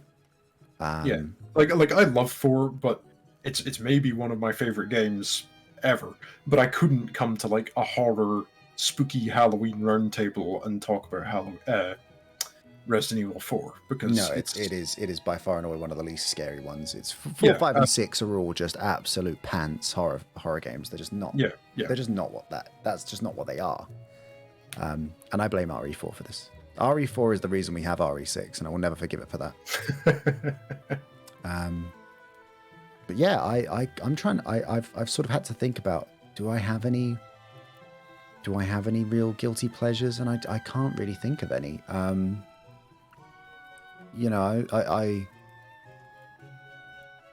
think in terms of my guilty pleasures, in terms of like what I'm into to get into the Halloween mood, is just Treehouse of Horrors. Really, I think that's the perfect combination of like, it's seasonally appropriate, and it then is very often an overt reference to Halloween films and horror films in general.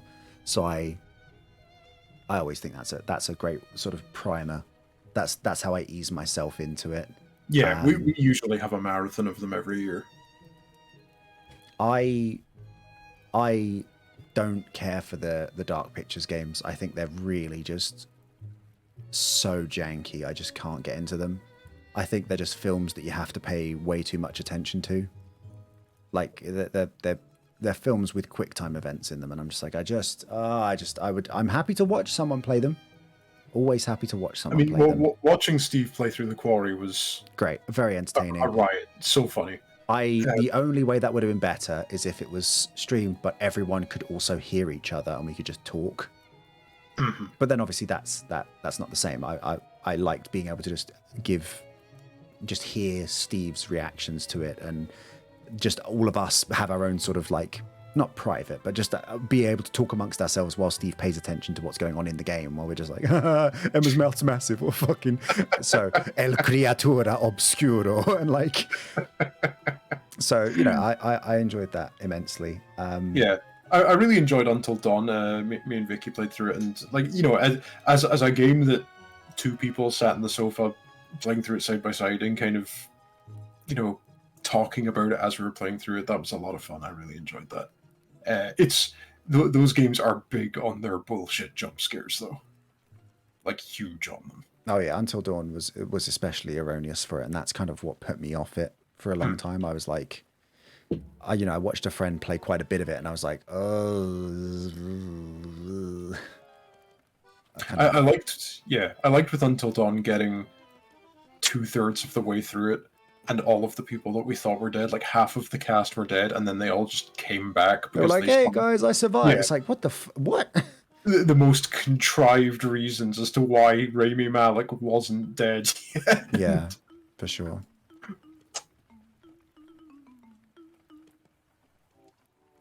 Yeah, something about those games never clicked with me, and I don't know. It's not an indictment of the games. Like they're obviously very popular. I am in the minority here where I just don't gel with them, and that's fine. I don't begrudge that at all. In terms of like, I don't get it. It's not for me, but everyone else likes it, and that's absolutely fine. But yeah, I think that's kind of it for me with horror. I think that's the core ones that I think I've touched on. There's horror aspects in games. There's like spooky sections in games like Ravenholm in Half-Life. Mm-hmm. Yeah. Half-Life Alyx has a similar horror like chapter right in the middle that's just like, oh fuck, this is terrifying, especially in VR. Yeah, I know I mentioned to you Subnautica earlier this week. Sort of like once you kind of delve a little bit deeper and you get the further you go, it gets a bit more. Yeah, you get down and you get like that kind of awesome deep sea horror, but ultimately not really a horror game. One that I've always wanted to play that I just need to get and just play because I can't be. I'm just wasting time by not getting it. Is Iron Lung. I own it. I bought it in a pack with Dusk. Yes, because it's made by the same guy. Yes, and I need to play. Well, I'll tell you what, that'll be my homework. I'll play that over the next couple of days. Yes, and I'll report back. The basic premise is that you are in a one-man submarine with no windows and no periscope or way of viewing outside except by taking pictures. You have to take a photograph with like a flashbulb photograph of the outside and see what you can see out there, and you have to navigate through and explore and find out what's going on. And it just everything I've heard about it sounds incredible, and I know that obviously Dusk is Dusk is up there with Blood and Doom Eternal as just like fantastic. It's an excellent game. Yep. So I'm well on board with it. So I'm gonna have to try that one out myself as well. And similarly, Gloomwood has just come out, and I know that when I played the demo, there's this like weird cryptid monster that was in it, and I was like, oh, like there's a scene where it was talking, obviously you're sneaking through the sewers and there's a light at the end, and then you just see this giant monster just skulk past the opening at the end of the tunnel, and I was like, oh my god, I hate this. So if you weren't playing stealthily before, the game is like, there are giant monsters, you will now be playing stealthily, which is just great. So there we have it. There are our recommendations for movies, films, and guilty pleasures and shows for you all to indulge in as you prepare yourself for this Halloween. I hope you've all been taking notes. There will be a test next week, so I hope you remember, what was Tony Todd filled with. So, got to be paying attention. Don't answer that. But yeah, thank you so much for coming on. This has been an absolute pleasure. I'm so glad that we got to do this. It's just been nice to sort of revisit stuff and go over things. And honestly, I'm now just in the mood to play Luigi's Mansion again, the first one. Because I've been playing the third one recently, and I was just like, this is just not it. So I'm back on board. Back to the first one. The true. You heard it here first. The greatest horror game of all time. Second place is Silent Hill 2. It's earned it, I think. But first place is Luigi's Mansion. Does Luigi's Mansion have a dog ending? No, exactly. It takes itself seriously. It's a serious horror game for serious horror fans. A serious horror game for proper grown-ups. That's it. None of that rubbish. Whether you interact with any of these or not, I hope that you've enjoyed us sitting down for a bit of a chat. This has been very, very fun. It's been a very fun change of pace.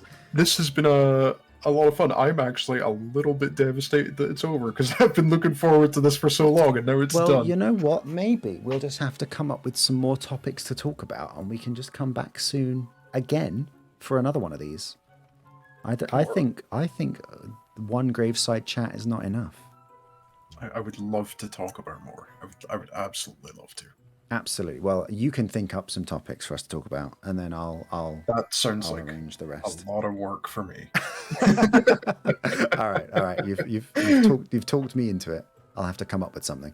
But yeah, this has been an absolute blast. I was really looking forward to this, and I was like, I don't know if this is gonna be a big deal or not. But like I said, you sent me the offer for this on a particularly shit day, and just ever since then I've just been rolling it over in my head, and my list has changed like 50 times. I have loved every minute of thinking about this and discussing this and looking forward to this. Absolutely, it's been a joy, and it's been a privilege to have you with us on an incredible evening. It was lovely to be asked. So happy. No, it's my pleasure. Thank you so much for joining me, and thank you all for listening at home. This has been an absolute pleasure, and I'm sure we'll be back very, very soon with some more hot takes and whatnot. You can find the incredible Suds, who lies here in rest beside me, died from being too funny, burned at the stake without trial. You can find him over at his own Twitch channel at Suds_art, where he streams some wonderful art streams, and it's just the vibes there are just a joy. Let me tell you. Those are some of the best Wednesday and Sunday evenings and mornings, respectively, that you can spend anywhere. It's an absolute pleasure. And I hope that we have you back here laying some more hot takes on us very, very soon. I think maybe next time we'll have to just discuss best Luigi's Mansion rooms. A descending list of the best rooms in Luigi's Mansion. Starting top one, worst room, any of the bathrooms. Terrible. Obviously, most Halloween appropriate room, Fight with Boss Baby. Unbelievable. Yes. They got Paramount's incredible animated flick Boss Baby into Luigi's Mansion in 2002. Before he'd even been concepted. Yeah, Ben Affleck actually did provide the voice for the baby. Is it Ben Affleck that voices Boss Baby? Is it Ben Affleck that voices Boss Baby? Who is the one in... I thought it was Alec Baldwin. And I was Alec Baldwin. I get the two mixed up. I was like, good God. Boss Baby's now just... They can't touch that with a 10-foot pole. But I can hear my wife's eyes rolling in the other room because we have literally had this exact conversation. That's it. I can just envision you being like, "Oh, it's Ben Affleck," and she's like, "It's Alec Baldwin." It's Alec Baldwin. It's Alec Baldwin every time. It's Alec Baldwin. It's never not been Alec Baldwin. There is a timeline out there in some alternate universe where it's Ben Affleck, but that's not our timeline in this one. It's Alec Baldwin, as I've always said. It's just at the end of her rope. She can't take it anymore. I'm so sorry. I'm so sorry that I've ignited this conversation again. The divorce is coming. It's fine. Well, maybe then you won't be harangued by the cats. Anyway, this has been an absolute joy. We'll be back with another one of these very soon. I'm sure. We can talk about something. We'll come up with something. I don't know. We'll put our heads together and make a log cabin, and we'll get something going. Until then, thank you all so much for listening. It's been a pleasure. And as always, make sure you go and check out Suds. They'll be live on Sunday. And you will be live on Sunday, right? And yes. You've turned me into a liar. Why must you turn this office into a house of lies? But yeah, thank you both so much for joining. Thank you all so much for joining the both of us. And we will speak to you very, very soon. Until next time, everyone. Goodbye for now. Bye.